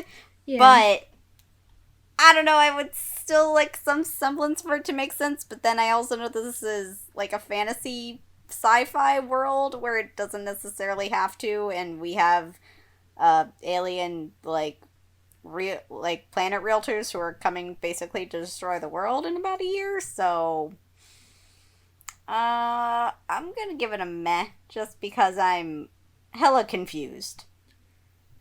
All right, Al, educate us. Yeah, let me say my bit first, and then I'll explain what might need explained. So I'm a soft yay here. You're right, we didn't get a whole lot of explanation about a whole lot of things, but I'm trying to infer other things from it. You're right, dinosaurs are weird, all that sort of stuff. We both live in a modern world, a fantasy world, and an ancient world at the same time, but Dragon Ball was also that, so I can't really say that that's not par for the course at this point. As far as actual world building goes, I think seeing that there were more Saiyans was a big thing for that there is more here, and that the world is far more expansive than even just Earth at this point. We're going into the afterlife, which we haven't really seen before, not even like in Dragon Ball that much, I don't think. And Snake Way, the introduction, not the introduction of King Kai yet, but like just like the semblances of like there are people whose strength is so beyond what could be imagined before, is just, it's an interesting place that they're going. Again, no explanation for any of it. You gotta dock some points for, but yeah, like, just the worlds that we are now seeing, I think to some degree is enough for me to be like, yeah, I'm into this. So at the very least, I'm giving it a soft yay. So I'll answer some questions. It feels like, for the most part, your guys' main question was, what world are they living in? That there is modern stuff, ancient stuff, fantasy stuff, and a whole lot of other things. And the best way I can explain that is the guy wrote whatever he wanted and said, fuck anyone who doesn't like it. I mean, I kind of agree with Yin, too, in that I thought I was enjoying myself. I was questioning stuff, but I wasn't, taking it too seriously. But yeah. No, I mean, like, yeah. in the moment while I was watching it, I wasn't questioning it too hard, but once the dinosaurs showed up on screen, I was like, huh, this is interesting. Okay, we're gonna move on now. But then my brain, when I was done, was like, what? It's kind of like, I don't need it to make sense, almost. Yeah. I think get that. To some degree, you guys keep hearing the word Earth, and you think it's this Earth. Right. It is 100% not this Earth. You gotta think of it not dissimilar to how, like, Avatar, Legend of Korra, Earth-based. But clearly both a fantasy setting and in some cases a modern setting. In a fantasy world, almost. Yeah. That's the best way I can say it. It's just it's the Dragon Ball world where, you got energy shooting aliens and demons trying to take over the planet and dinosaurs and all sorts of. It's a hodgepodge of wonderful elements. Is the best way I can describe this. But I think it just helps to remember this is not the Earth you know. This is not the Earth you know with like the addition of superpowered beings. This is an entirely otherworldly Earth. So, yeah. Where were we all at for world building? Was it in the softish yay meh area? Yeah, that sounds about right. I think I'm leading us into art and animation. I like it. I still like it. Like, the animation, compared to today, it doesn't sound fair, but this is an old anime. This is over 30 years old. We've talked about this last time, but, like, it's over 30 years old, and yet a lot of the animation still holds up for the most part. Not perfectly, but it holds up better than I think a lot of other things that came out at the time probably would, barring, say, a Miyazaki film. Outside of that, we were talking about world building, this fantastical place that they're all in. I think that's where it shines the most, is like it has this art style that just kind of makes everything blend together in a very pleasing way. We're jumping around from Jurassic Park to a modern city, to the afterlife, to an alien planet, and yet it all seems to fit, and cohesively so. And outside of that, I think the characters all look distinct, iconic, except for, like, one thing. I did not mention this last time because we didn't have Vegeta there, but Raditz looks exactly like Vegeta. Yeah. Like, in the face. I Yeah. wanted to bring this up before, but I couldn't because we didn't see Vegeta, but, like, his hairline, his eyes, his nose, his jawline, his mouth, basically the only difference in a close-up of Vegeta and Raditz is whether or not the hair is extending more or not. Yeah. But, like, why was Vegeta's hair weird in these episodes? What? That's never explained. It's like he has brown or reddish hair instead of the regular. I think that was just a decision they went with early on. They were like, that doesn't really work as much. It was weird. Sounds about right. Yeah. So, Vegeta will look different when he gets to Earth. He got his hair dyed. I'm gonna throw this out there. Depending on what planet he's on, maybe there was a sun that was a different color from ours. Maybe it was a blue sun or a red sun or something like that. It might have been a star in a different phase of its life cycle, which would have produced a different number of different colored wavelengths for that atmosphere. And Nappa doesn't have hair, so we can't really judge it. based on anything he might have. So, yeah, a lot of possibilities there. Guess you could say that. His armor changes color, so yeah, I can't really explain that one away. Well, no, I explain it away the same way, but Nappa's armor doesn't change color. I got nothing. Yeah. They just decide to change his whole design, is all. Yeah. But in any case, I still think that like everyone looks good. I think the characters, I don't know, like this art style just works for me on a lot of levels. Like how common is it that you're able to find an art style that works for both fantasy, action adventure, sci-fi, and how many other different things, and wrap them all into like one episode and still have it all feel cohesive? It's impressive. So I'm a yay on the animation. Yeah, I really like the animation and the character designs. The only thing, it's so funny you brought it up, because the only thing I was like, what about, was when they showed Vegeta and I was like, what's up with this color scheme? Yeah. And I was like thrown off by that, but like that's the only thing that like really like irked me at all about like the designs and the animation. Besides for that, like I think everything looks really good and I like it a lot. So yeah, it's a yay for me. Yeah, I would also give it a yay. Like I said the other week, I really like the art style and the aesthetic overall. There wasn't that much different about it, so I don't have much new to say about it. I kind of agree with what other people said. So yeah, I would still give it a yay. Okay, so I will say that, yeah, after 30 years, the animation still holds up well enough. Fight scenes were good. I definitely think the one with Gohan fighting that one dinosaur was pretty good. I really enjoyed that scene. The only little real nitpick that I have, or I guess I have a few nitpicks, color scheme for Vegeta really threw me, and I was like, what did they do to him? And then the next one that I had was a little bit of same faceness, and it's only really in like 2 instances. One was already brought up with Raditz and Vegeta basically sort of having the same face. And the other one, which when Yamcha showed up on the screen, I'm like, Goku?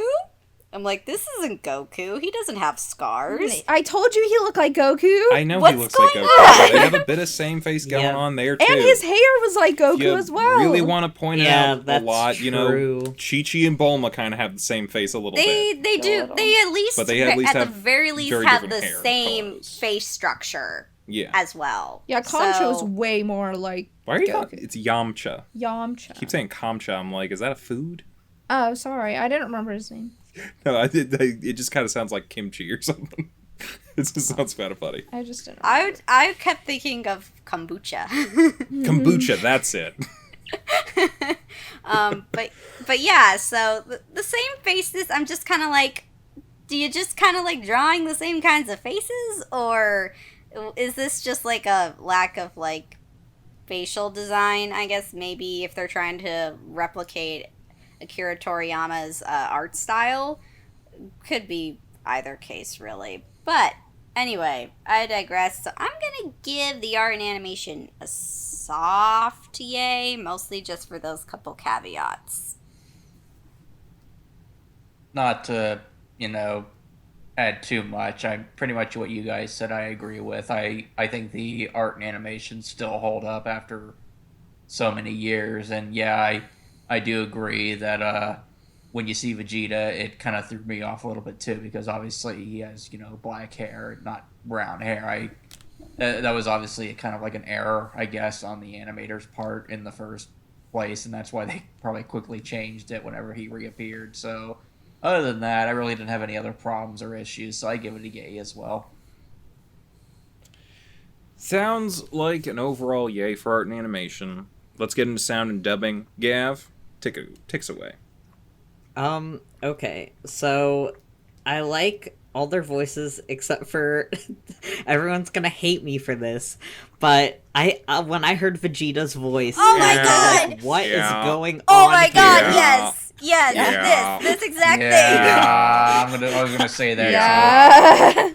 I like everyone else's voice is fine except for Vegeta's, and I was like, what? I just did not understand like how that was a fitting voice for him at all. Like it just did not go with who I know Vegeta to be. You know Vegeta's Chris Sabat. Yeah, Or the guy from Dragon Ball Bridged. yeah, and I was just like, what? Yeah.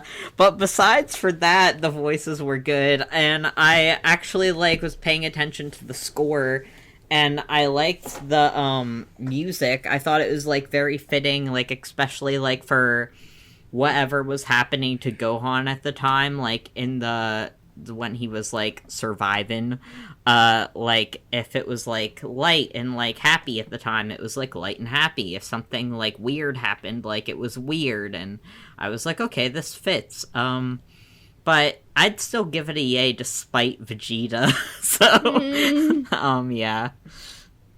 Yeah, I had the exact same thoughts. I liked everybody's voices for the most part, but Vegeta was very jarring. I am not used to that voice for him, and I wasn't very crazy about it. But yeah, otherwise, pretty much everything Gav said, so I'll give it a yay, despite Vegeta.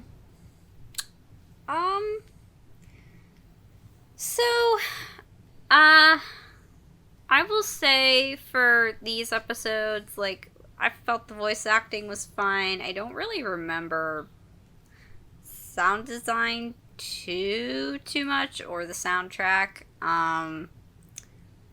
Vegeta's voice is definitely weird. I don't really have anybody else, like, complaints for anyone else, so... I'm leaning probably more softish yay, but also still sort of a yay for this. Yeah, pretty much like what everyone else said. I thought all the voices were fitting except for Vegeta. Like I said, you either got Chris Sabat or the guy that voices him in the Dragon Ball Z Abridged. Either one of those are the correct Vegeta. But yeah, I liked everything else. I liked the sound. I mean, I like the music, and I like the sound effects as well. So yeah, overall, it's a kind of a softish. Well, no, it's more of a regular yay. Yeah, so we've covered Vegeta. Here's my only thing that I could say about it. I didn't really like Krillin's voice in the first 2 episodes of this, and I think Krillin kind of grew into his voice as it kept going. I can only say, like, this is the first time he's shown up. The actor might not have known right away what the best way to use him was. So, yeah, he's there blessedly for a short time. Yeah, outside of that, everyone else works in this. The score works to me. There wasn't a whole lot in the way of sound design, you're right. But I think it was because this wasn't as heavy of a fight episode. But when it was, I think they had... they were striking the right tone with the sound design and stuff for, like... the cars and flying around and some of the stuff like he's jumping around on Snake Way, stuff like that. I think yeah, so overall I think I'm still a yay here. Yeah, which seems like most everyone was a yay for sound. Why don't we head into the opening and ending, or just the opening, whatever you want to describe it as. Yin? I still really like it. It's fun. The opening and ending are pretty much the same, but you know what? It's real catchy. It's actually grown on me. Like I said before, like it's a little brief and not exactly what I'm used to for an anime opening, but it's kind of grown on me. So I'd give it maybe a soft yay this time.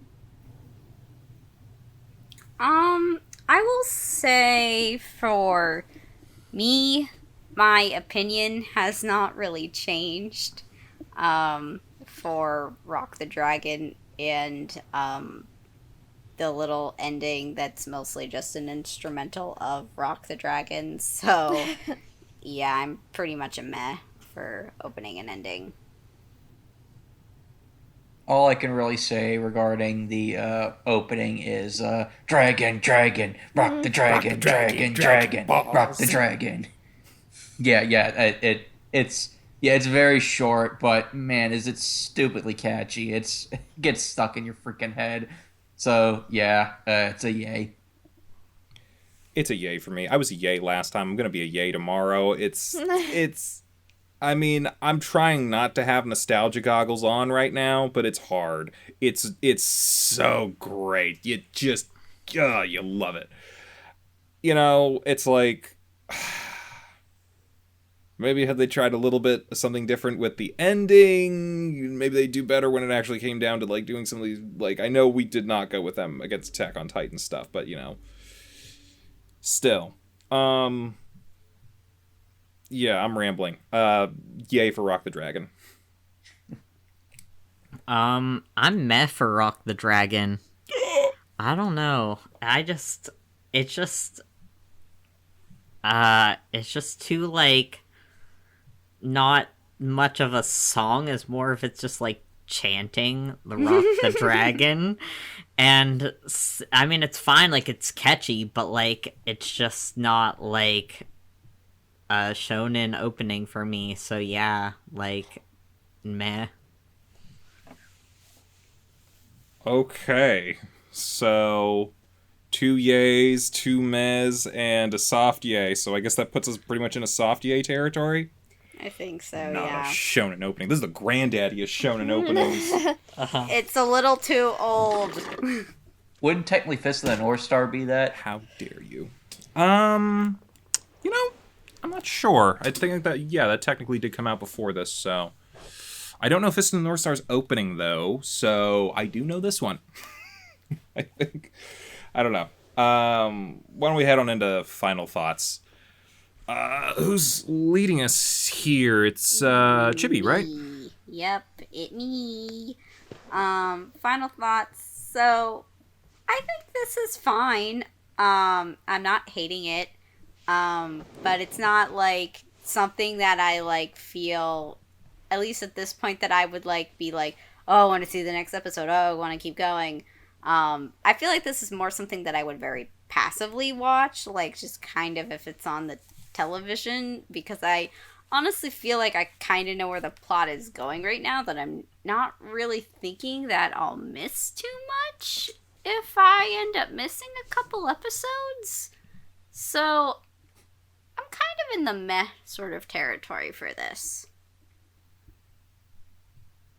I mean, I'm also with Chibi in that I do know where the plot is kind of going because, again, my friends from high school were massive Dragon Ball fans, so I remember asking them a whole bunch of questions on the different arcs of the show. But even still, I wouldn't mind seeing, how the arc plays out, actual watching it. So yeah, I wouldn't mind watching 4 episodes, and hopefully Vegeta's voice gets a little bit better in this Ocean dub. So it's a yay for me. Again, I'm trying not to have nostalgic goggles, but I think I'm still a yay here. I like what's happening with the characters and where this is going. We're escalating to a bigger threat now that the first threat is gone. People are growing, people are getting stronger, people are finding new ways of getting stronger. And I mean, I still love just being in this world that they made. As little and or as much as I know about it. It's fun for me, and this just feels like it's a very fun show to watch, and I'm enjoying myself, and I want to watch more, so I'm a yay. I am a soft yay. I like the show, and I am curious to, like, see more of it, but it's not, like, something that I'm, like, really invested in. Like, so kind of like where Chibi said, like, if I missed, like, few episodes, I wouldn't be, like, super distraught about it. But, yeah, I don't know. it's just like it's good, but it's not like necessarily the kind of thing I would watch on my own, but I think I'd still give it like another shot, so soft yay. Yeah, I'm kind of in the soft yay territory as well. I liked these episodes. I like the show overall. I think there's a lot of creativity here. I like where the characters are going. I actually really like the world and find it bizarrely interesting. I think it's exciting overall, but I didn't have that, ooh, I want to watch the next episode right now kind of feeling at the end of it. I felt kind of content. Like, these were good, but I didn't feel as much excitement. I think it is really solid though, so I'll give it a soft yay. All right, seeming overall into that softish yay, almost into the yay area, but soft yay for final thoughts. So let's compare these things and see who's got the most juice today. It's InuYasha versus Dragon Ball Z in the Shonen Showdown. Let's talk plot. Who's starting this? Envy, take us into plot. So, this is a very interesting category for me because I think overall InuYasha's plot was better put together, it was better structured, and I think there was, it was overall better told because, again, with Dragon Ball Z, a large part of it is, well, not a large part, but there's a certain part of it where you don't get as much out of it if you don't watch the original show. That being said, and I still thought the InuYasha plot was good, especially with InuYasha's brother and that dynamic. However, I'm gonna be honest. I'm gonna give the point to Dragon Ball Z mainly for the developments of Gohan. I was really impressed and didn't expect what they did with Gohan. Just dumping him into the wild and having him survive. I thought that was a really interesting twist that I didn't expect, and that honestly got me more invested than the InuYasha stuff. Again, not that I wasn't invested in InuYasha, and I do agree that the InuYasha plot was probably better told, but it's something that got me more invested in seeing what was going to happen next. I'm going to have to give the slight edge to Dragon Ball. So, I think you're right. This is an interesting matchup because we have two plots that are moving, but in very different and interesting directions. I think InuYasha had a lot of stuff going on. They both shows have a good.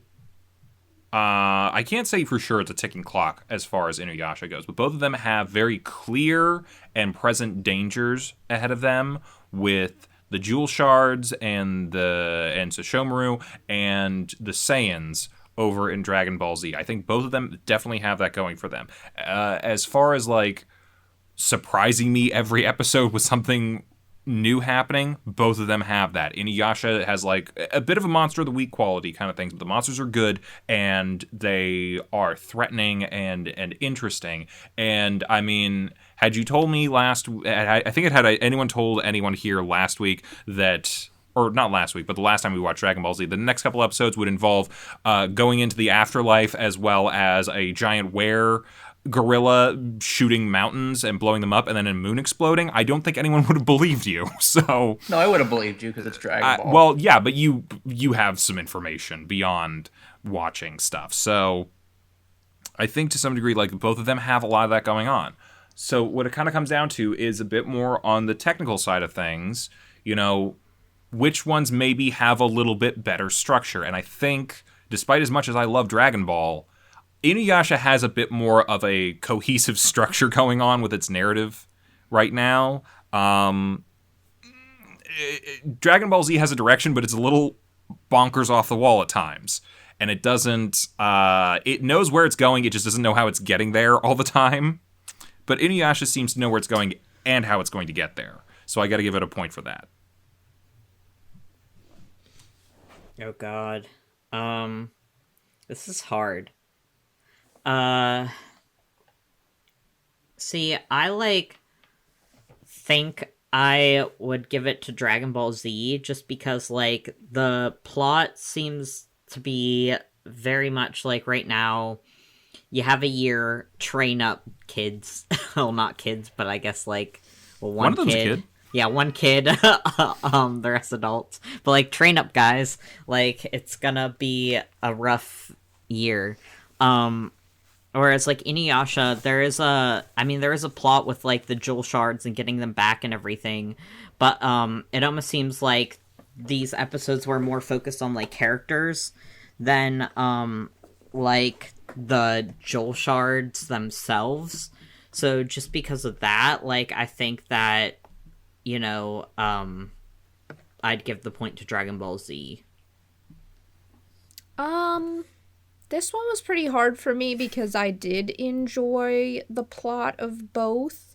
And I think they both flowed really well. They both had a purpose. They both felt character driven, but also the plot was really good for both.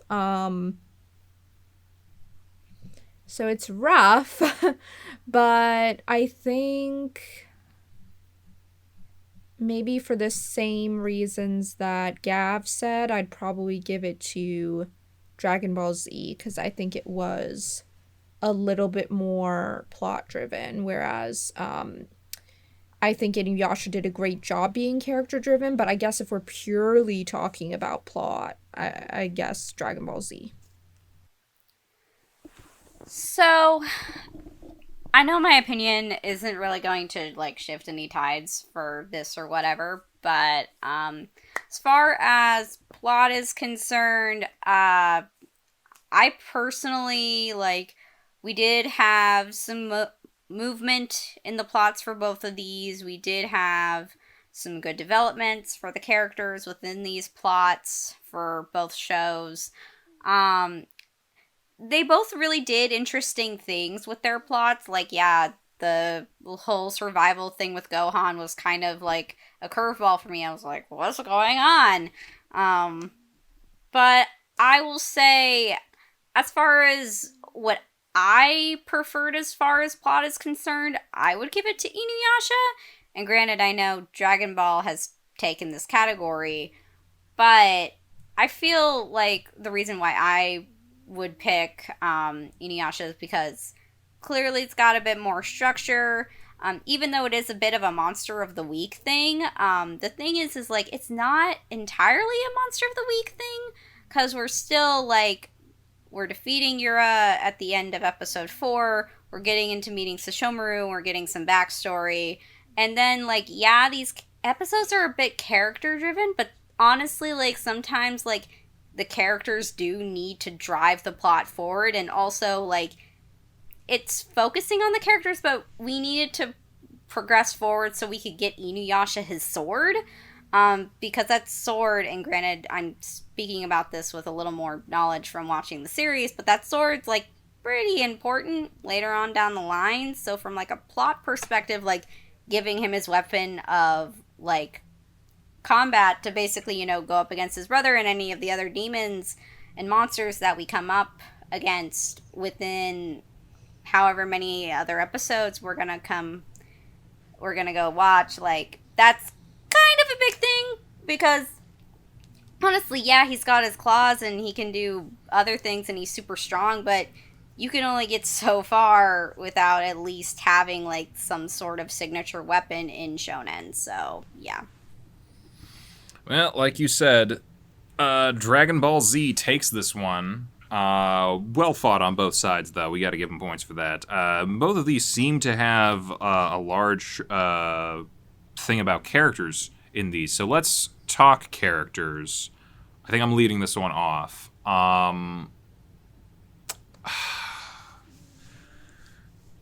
See, I'm kind of trying to break it down into my head a little bit. Like, kind of like, what development have we had with the characters who are already there? What new characters are being introduced, and how well are they being introduced? Stuff like that. We're getting a number of characters introduced in Dragon Ball Z. Yajirobe, Kami, Kinyama, Vegeta and Nappa, Yamcha, even to some degree Chi-Chi and the Ox King. But none of them really are getting... We don't know a whole lot about any of them yet. We had a whole section where I had to explain who almost everyone was. And I think Yep. a big portion of that is the fact that Dragon Ball Z is a sequel series as opposed to an original series.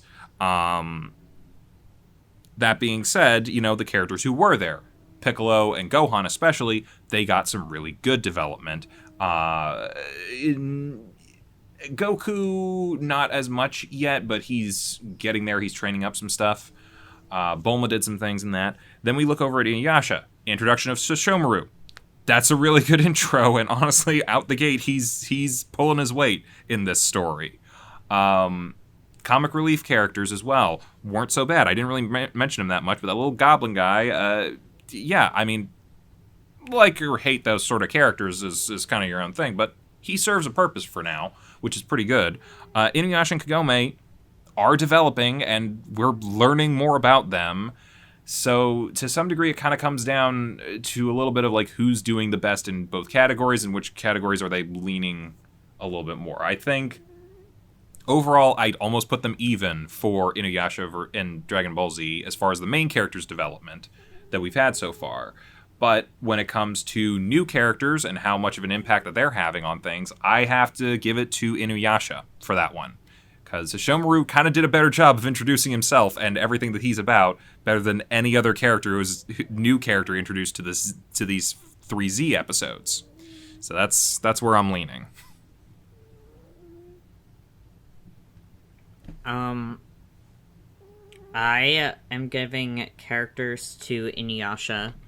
I like Sesshomaru, I like Jokin, I like Myoga, I like Yura and the not mother. I think they're all very interesting characters. Like, we get interesting villains and interesting demons, and you get development with the two main characters together, and I think that's all pretty cool. So yeah, InuYasha. I'm going to give it to InuYasha as well. I think that all the new characters were very distinct. They set up like some more stuff for the world, especially Sesshomaru, and I'm really interested in seeing where he goes in particular. So I think especially for him and how interesting of a character he is and how he adds to InuYasha and InuYasha's story, I think I will absolutely give it to InuYasha. I'll give it to InuYasha as well. I will say that, like, we get a little bit of development, as everyone's been saying, with our two main leads. So Shomaru does make a very big impression in, like, a very good way. The Myoga and Jokin are there, and they're kind of funny, and also just, like, they're good. They're not hateable comic relief.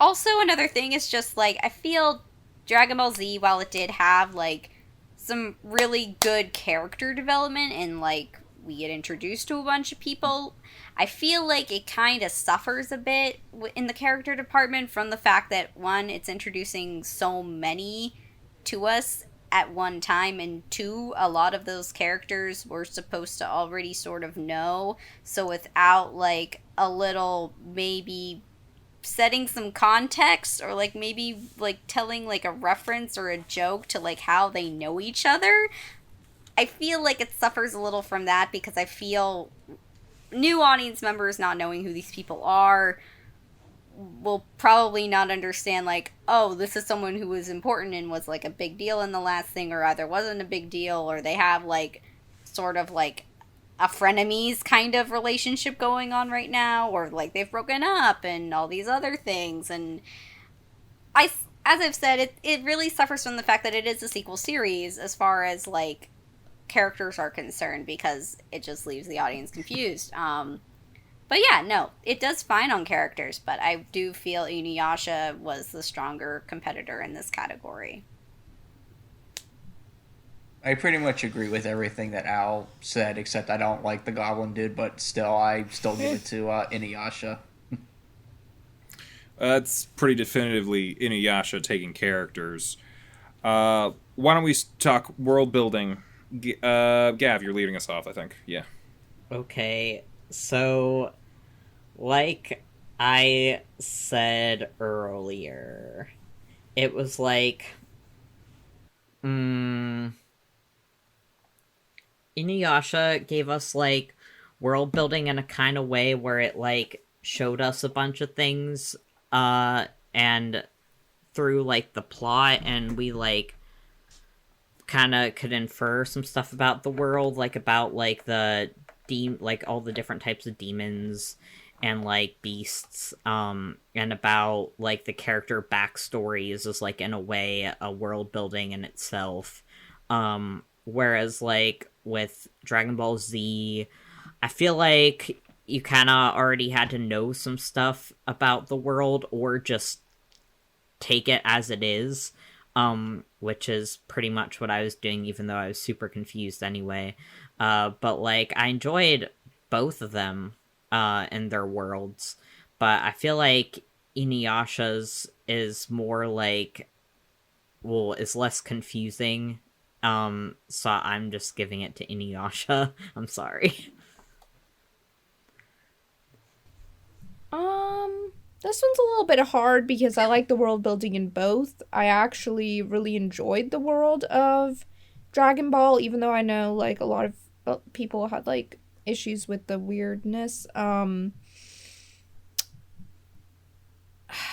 I think InuYasha did a really good job of interweaving the lore and the demons and the supernatural elements into the world building, and I think it just creates a very, I don't know, engrossing kind of experience where you feel in it in a way. It kind of like Demon Slayer does. So I think overall I would give world building to InuYasha. Yeah. Again, like the worlds of DBZ is a bit loosey goosey, I guess is the word that I would sort of use to describe it. Just because it's like versions of Earth through like all of time, but I think that's mostly just because of how it was written. So, anyone who doesn't really know the series from like Dragon Ball itself will probably be confused. Although, so if we're going to talk about InuYasha's world like feels a little more concrete. Not really like in the fantastical elements, but it's like it is historical fiction more or less. So it definitely feels a bit more realistic. I do like the developments we're getting with all the demons and just like sort of talking about like the sort of demon hierarchy, I guess you could kind of describe. Because obviously like demons, have family with demons. Demons have family with humans.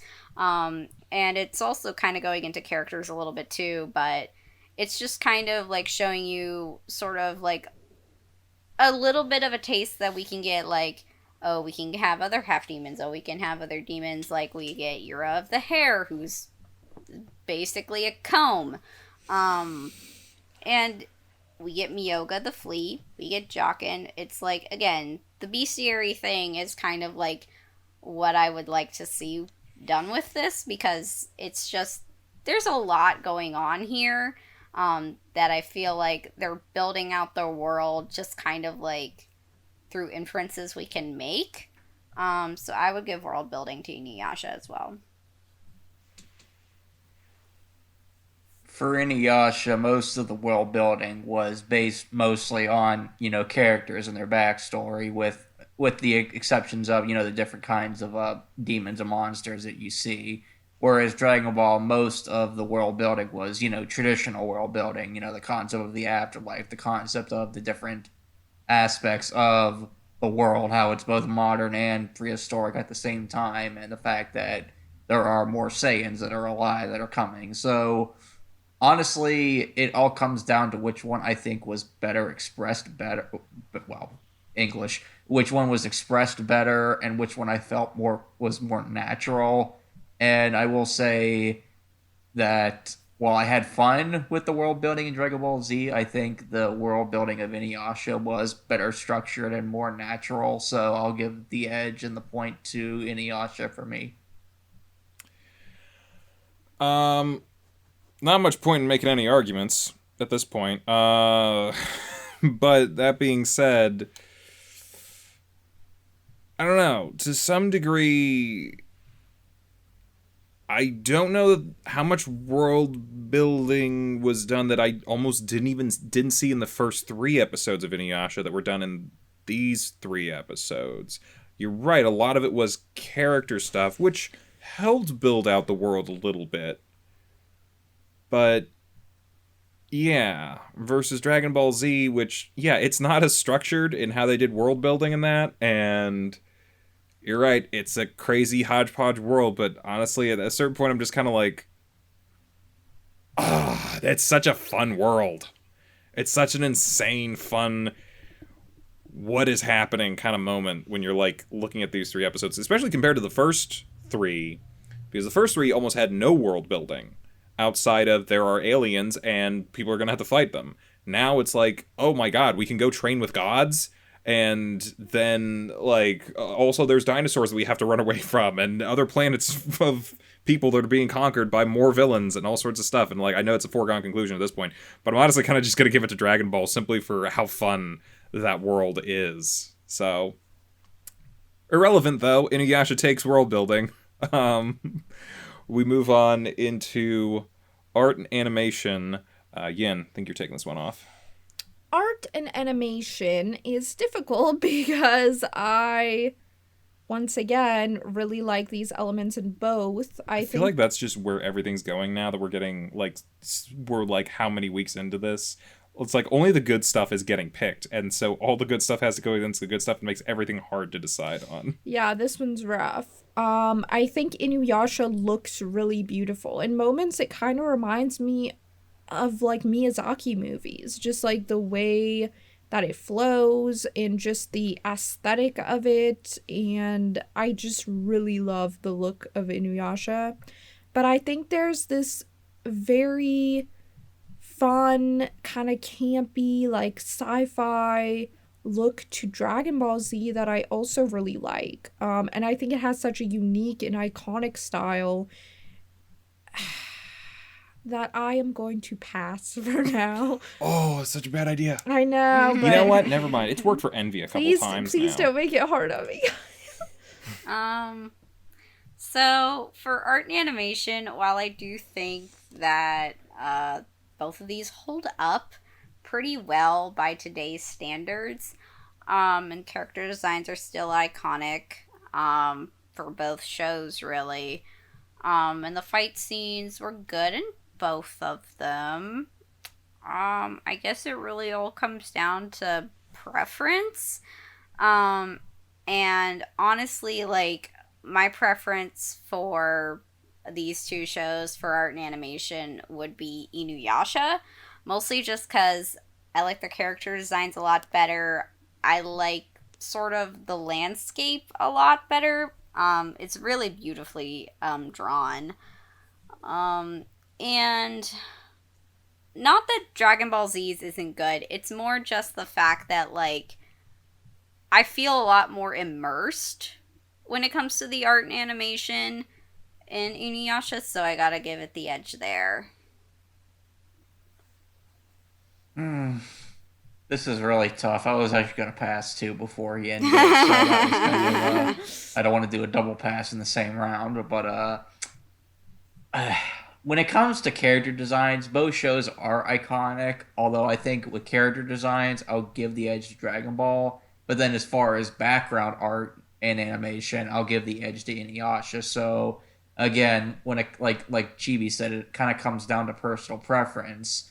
I really enjoy Dragon Ball, but I think InuYasha technically has the better overall better package, and I guess that makes sense since there was around a 10-year difference between the 2 of them. So I'll give the art and animation to InuYasha.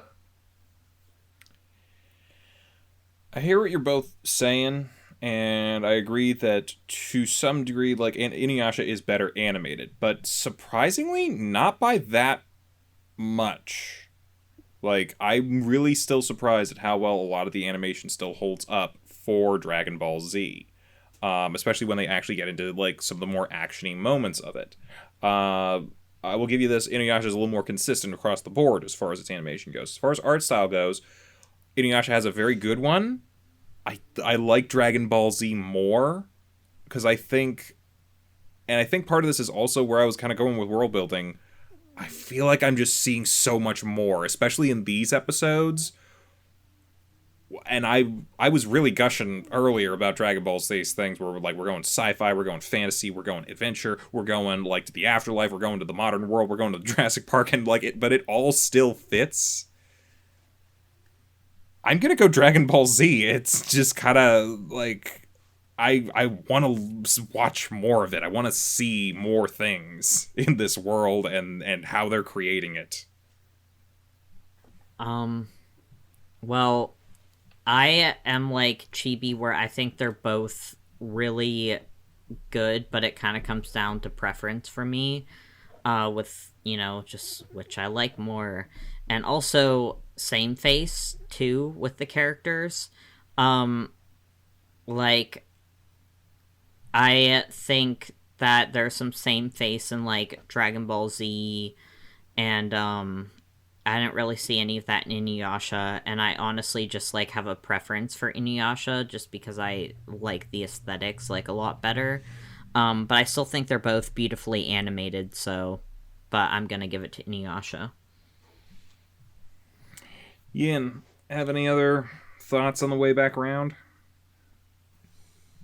Oh, wait, do we have a consensus already? Oh, there's already a decision, but, like, if you wanted to add anything. I think they're kind of equal to me, so I'm not sure I have anything to add. I think they're very different styles, but I think they both fit their shows very well. So I'm not sure I have a distinct preference between the two. If I had to go just from my own taste, maybe InuYasha a little bit, but I think that that's purely on taste, and I think, like my past suggests, I don't have a real opinion on it, so I think they're both great. Okay. Either case, InuYasha takes art and animation. Let's move right along into sound and dubbing, and this is Chibi taking this one, I think, right? Yep. So for sound and dubbing for these episodes, I think score for InuYasha is good. I can't really remember the one for DBZ all that well. As far as the dubbing is concerned, felt InuYasha's cast was doing great. Like, I didn't really feel like there was anyone whose voices, like, wasn't really fitting them all that well. I think we all know where this is going for DBZ. Vegeta, what did you do? Why would you make the suggestion for this voice for him? Aside from Vegeta, everyone else sounds great. But I'd have to give, like, sound and dubbing to InuYasha simply because one of their main villains sounds like crap. I'm sorry. Anyway. This one's really tough for me. Like, really tough. I'm not going to pass, but it's really tough for me. Because, for the most part, I think both main casts do a good job. Well, yes, Vegeta didn't sound good. He had less than, I think, like 30 seconds of screen time, whereas I couldn't stand the voice of the little goblin dude, and he was in a lot longer. So that washes both out there. I think the sound effects in DBZ were better than in InuYasha, but I also like the background music a little bit more than DBZ, so it's really, really tough. I will say that the sound, this may sound weird, but I think the sound and the sound effects are more beneficial to the world of Dragon Ball than to InuYasha, so by like the slimmest of margins, I'll give the edge to DBZ.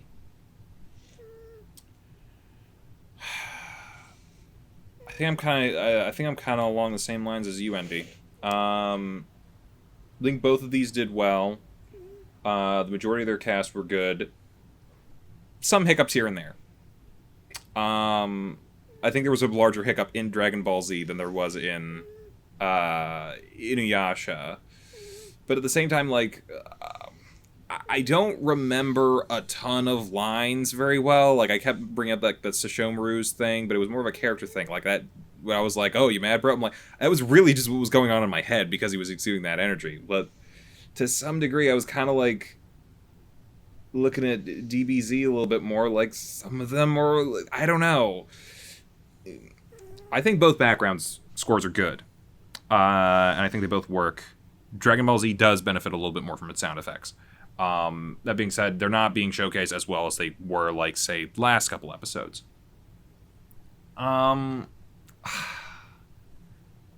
gotta say, even if he had, like, a bad voice, I'd love, like, at least one of Vegeta's lines were like, "Hey, should we go and revive Raditz?" No, that'll be a waste of a wish. That was good. We can become immortal. I'm like, I don't know. Maybe I'm picking it for the wrong reasons, but I'm gonna go with Dragon Ball as well for sound and dubbing.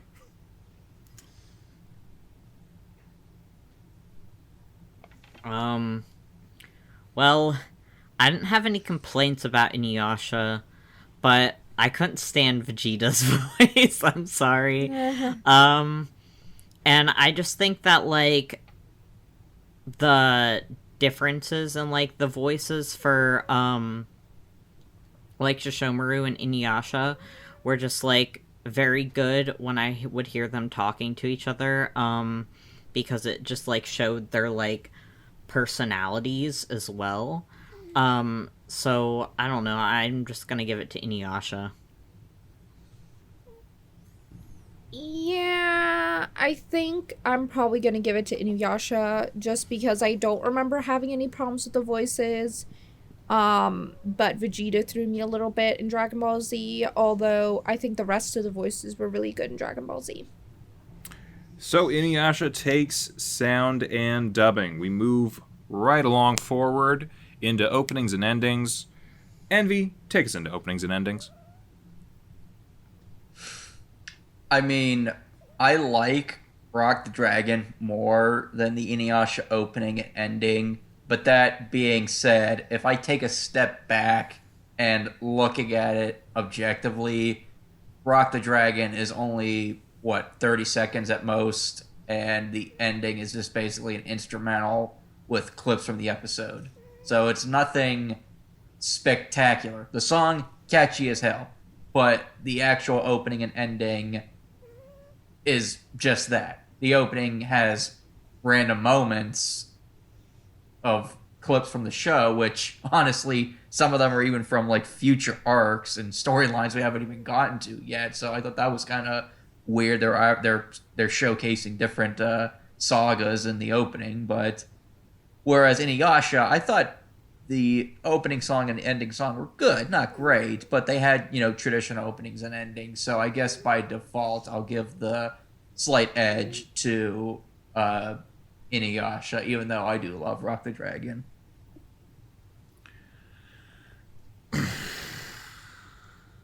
So I love Rock the Dragon.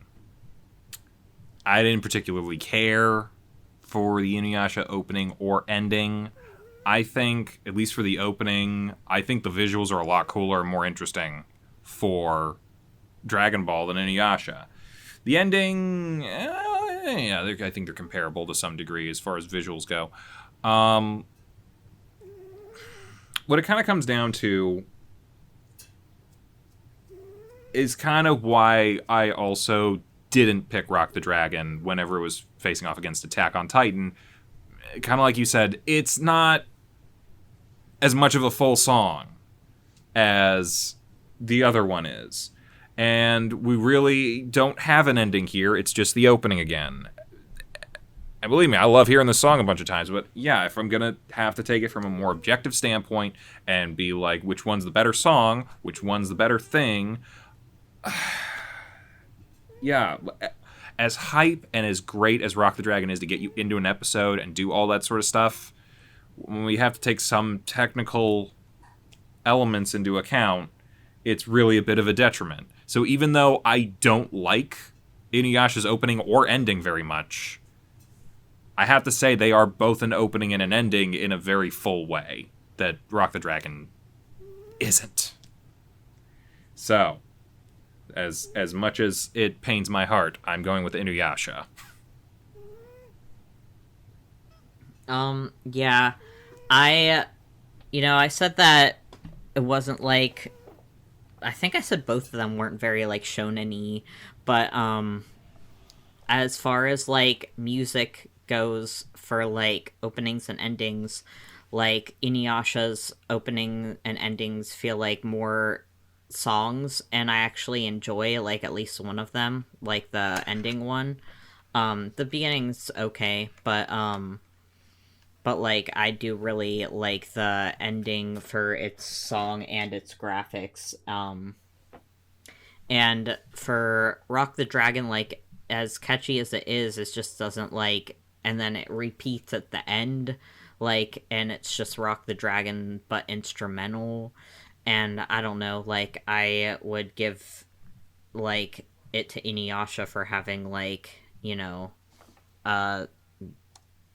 like a more, like, whole song, and at least one of them that I really like. So yeah, InuYasha. Damn, I know I'm gonna be the odd man out, but I actually was gonna pick Rock the Dragon. I think it's just a catchier song. I don't really remember either of InuYasha's songs at this point, but you can't get Rock the Dragon out of your head, so I actually was gonna go with that one, though I don't think it matters at this point.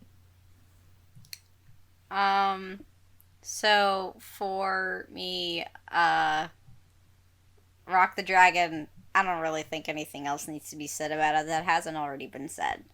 InuYasha, like everyone's saying, like, I personally like both of those songs, the ending a little bit more than the opening. I like the visuals for both of them. And also, just nostalgia for me a little bit, I guess, kind of pushes it definitely in its direction, so I'd have to give it to InuYasha for opening and ending. So, InuYasha takes opening and ending. Let's move on into final thoughts. I'm leading us off on this one. So I think both of these were interesting to watch. I think on a number of technical levels, InuYasha was better, but despite that, and again, I'm trying not to look at this with nostalgia goggles, I found myself having a lot more fun watching Dragon Ball Z, and that's kind of sometimes what it comes down to for wanting to continue. And I think I just want to watch more Dragon Ball Z. I want to watch more of see where these arcs are going, and even though I've already seen them, so it's, yeah, I don't know. I gotta pick Dragon Ball Z because it's in my gut. Kind of like the same for me, but opposite. It's like why I gotta go with InuYasha. I just really, the nostalgia for InuYasha, and then just watching InuYasha, I just really enjoy it, and I would definitely keep watching more of it, like, even if it didn't win, or we weren't doing this show, like, it was something that I was considering, like, watching on my own anyway. So, InuYasha. I really like both of these, and I believe they both have distinct strengths that are quite different from each other. But if I have to go with the flow and the way that the plot went and the character strengths, I think overall I was more interested in seeing what's going to happen with InuYasha, so I'll give it to that one. So, yeah, not that I won't say that Dragon Ball didn't have its good moments and it didn't have, like, some compelling character development, I'm also gonna have to give it to InuYasha. For one, I'm really enjoying this plot and seeing where it's going. I just, like, while the development between, like, our two leads is a little bit slow, like, I'm enjoying seeing, like, their relationship develop, and I want to see it develop because I know that these two are going to have a really strong relationship. And I'm also very compelled because Sesshomaru is here, and he's just, basically going to turn things upside down for a little bit. And overall, yeah, I'm just really enjoying myself a lot more watching InuYasha. Like, while I was watching it, I'm like, I want to go on and watch episode 7. What happens next? But yeah, so I'm giving it to InuYasha for final thoughts. Honestly, I pretty much agree with everything that Al said. While I think there is a lot of technical stuff that InuYasha gets right, I think I did enjoy myself more watching Dragon Ball than InuYasha. Not that InuYasha is bad, far from it, but yeah, I kind of agree that Dragon Ball would be the more fun show for me to watch, although based on the results of this round and the results of the overall competition, it'll be InuYasha moving on to the semifinals. Yep. I appreciate the solidarity, Envy. I really do. Maybe you and me should watch Dragon Ball Z. Well, we talked about gushing with me and My Hero Academia. You're the Dragon Ball fan. Time to gush. You know what? Yeah. So InuYasha takes the win. They move on to the final four with Jujutsu Kaisen, Demon Slayer, and Naruto.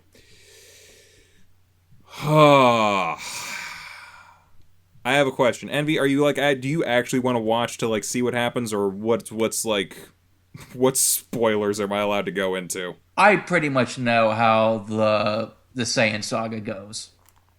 Okie dokie. One sec, I gotta get my hoodie off. Oh. Yeah, because I pretty much know the major sagas of Dragon Ball Z, again, through my friends from high school. The Saiyan saga, the Frieza saga, the Cell saga, the Majin Buu saga, and the other minor sagas in between. Yeah, nothing happened after that. Don't worry about it. Well, yeah. I hear Super's all right. I have heard that as well, and I might want to watch that at some point. God, what do I gush about? Where do I start? What do I do? I mean, characters we're going to end up meeting. King Kai and Vegeta, when you actually get to meet him for real. Nappa, they did a much better job with him in the abridged series than they did with him in the show. I'll be honest with you. But, it's just kind of what it is. I mean... Okay, what's your favorite saga? See, I grew up watching this on Toonami. I was not always able to watch every single week because I wasn't always sure when I was going to be, I was a dumbass kid. I didn't know how TV schedules worked. So it was pretty much just turn on whatever, and as soon as you see something you like, you watch it. I wasn't aware of, if I watch this at this specific time, I will always get to see this show. So... This me is and why my brothers, TV guides were a thing. I didn't even know that was a thing. Yeah, I was watching this when it was coming out in America in 96, 97. I was 5. You guys were barely out of the womb. I was 1 or 2. I was 1. No, wait. Yeah, I was 1. Yeah, so... yeah. So I was bouncing around a lot in it. Well, not bouncing around. Everything was moving in a chronological order, but I was kind of in and out of it a little bit. I think the majority of what I would have seen was probably the Frieza and Namek saga, which is after the Saiyans and that, when they go to the different planet and they meet the Namekians. Oh, by the way, Piccolo is not a demon. He's a alien as well. There's all the stuff that was going on there. The Frieza fight, which is 19 episodes long and yet still worth watching. And then I think me and my brother were able to watch a lot more consistently after that point because we got a little bit older. We started to figure out, we know when the Toonami block is on. And it was usually after school 5, 6 o'clock or something, and we were kind of able to like time out better. So like we saw a lot more of the Cell saga, and especially the Majin Buu saga. We watched so much of that, and like just like this was insane for me seeing that first episode a couple weeks ago of Dragon Ball Z and watching Goku just get his ass beat so fast. I'm like, I know what you're able to do later. This is so weird to me, but like it was really interesting to go back and like look at it so early on, but still know how far it's going and what it's going to do later, and like all the different things you see. And I to some degree I have to say, like, you know, there's certain points where I don't know, like you guys were of Dragon Ball Z syndrome, where you kind of just every fight just evolves into who can scream the loudest or create the biggest earth destroying power blast thing better than the other person. So like to some degree strategy kind of fell out of things a little bit, but like even now early on you were still seeing, especially in the Raditz fight, like they had to figure out how to fight this guy and like how to get around his defenses and find out, because like they knew they couldn't beat him outright. I don't know, this was really great for me. This was a really great nostalgia trip, and like I'm trying to think here. Like I forget, did Goku go Super Saiyan for the first time in the Saiyan saga or the Frieza saga? The Frieza saga. The Saiyan saga was where he figured out the Kaioken, which is what he's going to learn from King Kai, along with the Spirit Bomb, which is huge in both a very important plot device way and also a why is it so ineffective kind of way. God.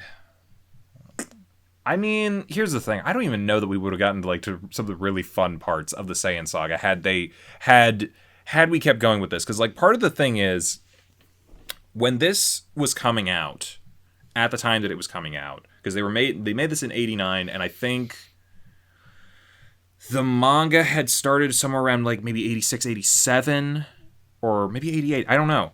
But it was one of those situations where they weren't too far ahead in the manga. But what they did with Z when they were making it an anime, they kind of padded a lot of the episodes out. Not like making filler, just they kind of extended like a lot of scenes or did this and did that. Like just every little episode had just like a little bit of padding to draw out the series a little bit. That way they didn't catch up with the manga, which upon rewatch makes it a little overly long. But for what they were doing at the time, I think it was smart because they never caught up to it. And they never had to start doing crazy filler arcs or anything like Naruto or like a number of other shows had to do. Yeah. So, but you forget you forget the best filler episode of all time, the episode where Goku learns how to drive to get his driver's license. Oh yeah, I didn't say that there weren't stuff like that. Yeah, him and Piccolo go and learn how to drive, and it's like I'll tell you this right now. It's got that energy of like real dad and stepdad trying to one up each other. That we would never have gotten there, and funny. I think that's like no, yeah, we could just watch that episode if you guys want. Please, but like, please, I would love to see it. It's after Goku comes back to life, obviously, but well, yeah. There's like, I'm almost a little glad that we didn't continue watching this for the Shonen Showdown, because I don't know how far it could have gone, because I'm trying to remember for sure whether or not Vegeta even shows up in the next couple episodes, because they had to draw it out for so long. Like, I know when they made Dragon Ball Z Kai, they basically remastered the series, switched it to 16:9 instead of 4:3, redubbed with the original Funimation cast. Well, not this original Funimation cast, the Ocean Group cast, but like the one everyone knows now with like Sabat and everybody else. And they condensed it. They cut a lot of the filler that was made as padding so it didn't catch up to the manga, because at that point the manga had been done for years. So to some degree, from like a plot perspective, Kai is a little better at times, and the Frieza fight doesn't take as long to get to, and doesn't take as long to get through. Vegeta will if we were watching Kai, Raditz would have been done by the end of episode 3, and we already would have been moving on, and this whole thing, we probably would have met Vegeta, if not in episode 6, maybe episode 7.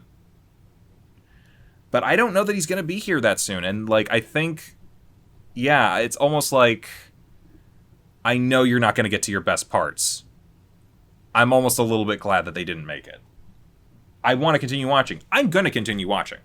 Like, I feel like that's a big thing that's happened throughout this tournament, is, like, I've gone back and I've seen shows that I haven't seen in a long time, or I'm seeing new shows that I haven't seen before, and I'm really interested in. I love Blue Exorcist, and so I started watching that.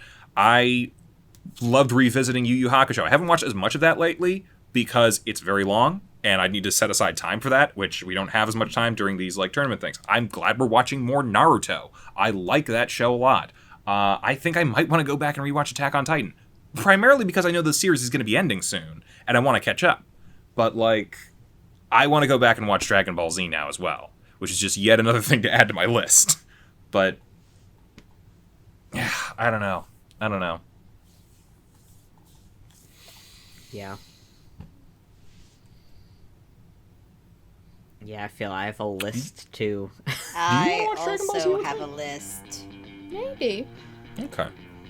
I have a friend to watch with, so that's good. We shall see how much time there is. Yeah, well, I know it's long. you know, I'm going to throw this out there. We are getting close to the end of the tournament, so there might be a little bit more time to do some stuff in the near future. Which you might as well talk about. Next week, we start the semifinals. The final 4 are going in, and next week should be fun. It's going to be Jujutsu Kaisen versus Demon Slayer. I expect this to be at least 4 hours, if not more. Dude, I hope not. I have to edit these things. I have to go through everything. But yeah, so come back, join us for that, and yeah, we only got 3 more weeks of this left. We're doing Jujutsu Kaisen versus Demon Slayer, Naruto versus InuYasha, and then the 2 winners of those fights will face off in the final. So come back. I have a feeling like across the board, all the rest of these are going to be very difficult to go through. So, Yeah. yep. One side is Come literally watch 2 our new page. schools, and What? the other side is 2 old schools. Yeah, that is interesting that it is. ended up that way. Anyway, come back for the pain next week. Bye-bye, everybody. Bye. Bye. Bye. Hey, thanks for watching, and if you haven't already, be sure to subscribe and ring the bell icon for notifications. If you enjoyed this video, give us a like, and if you haven't already, check out some of our previous episodes, our daily gaming videos, or our parody series Madoka Magically Abridged. See you next time!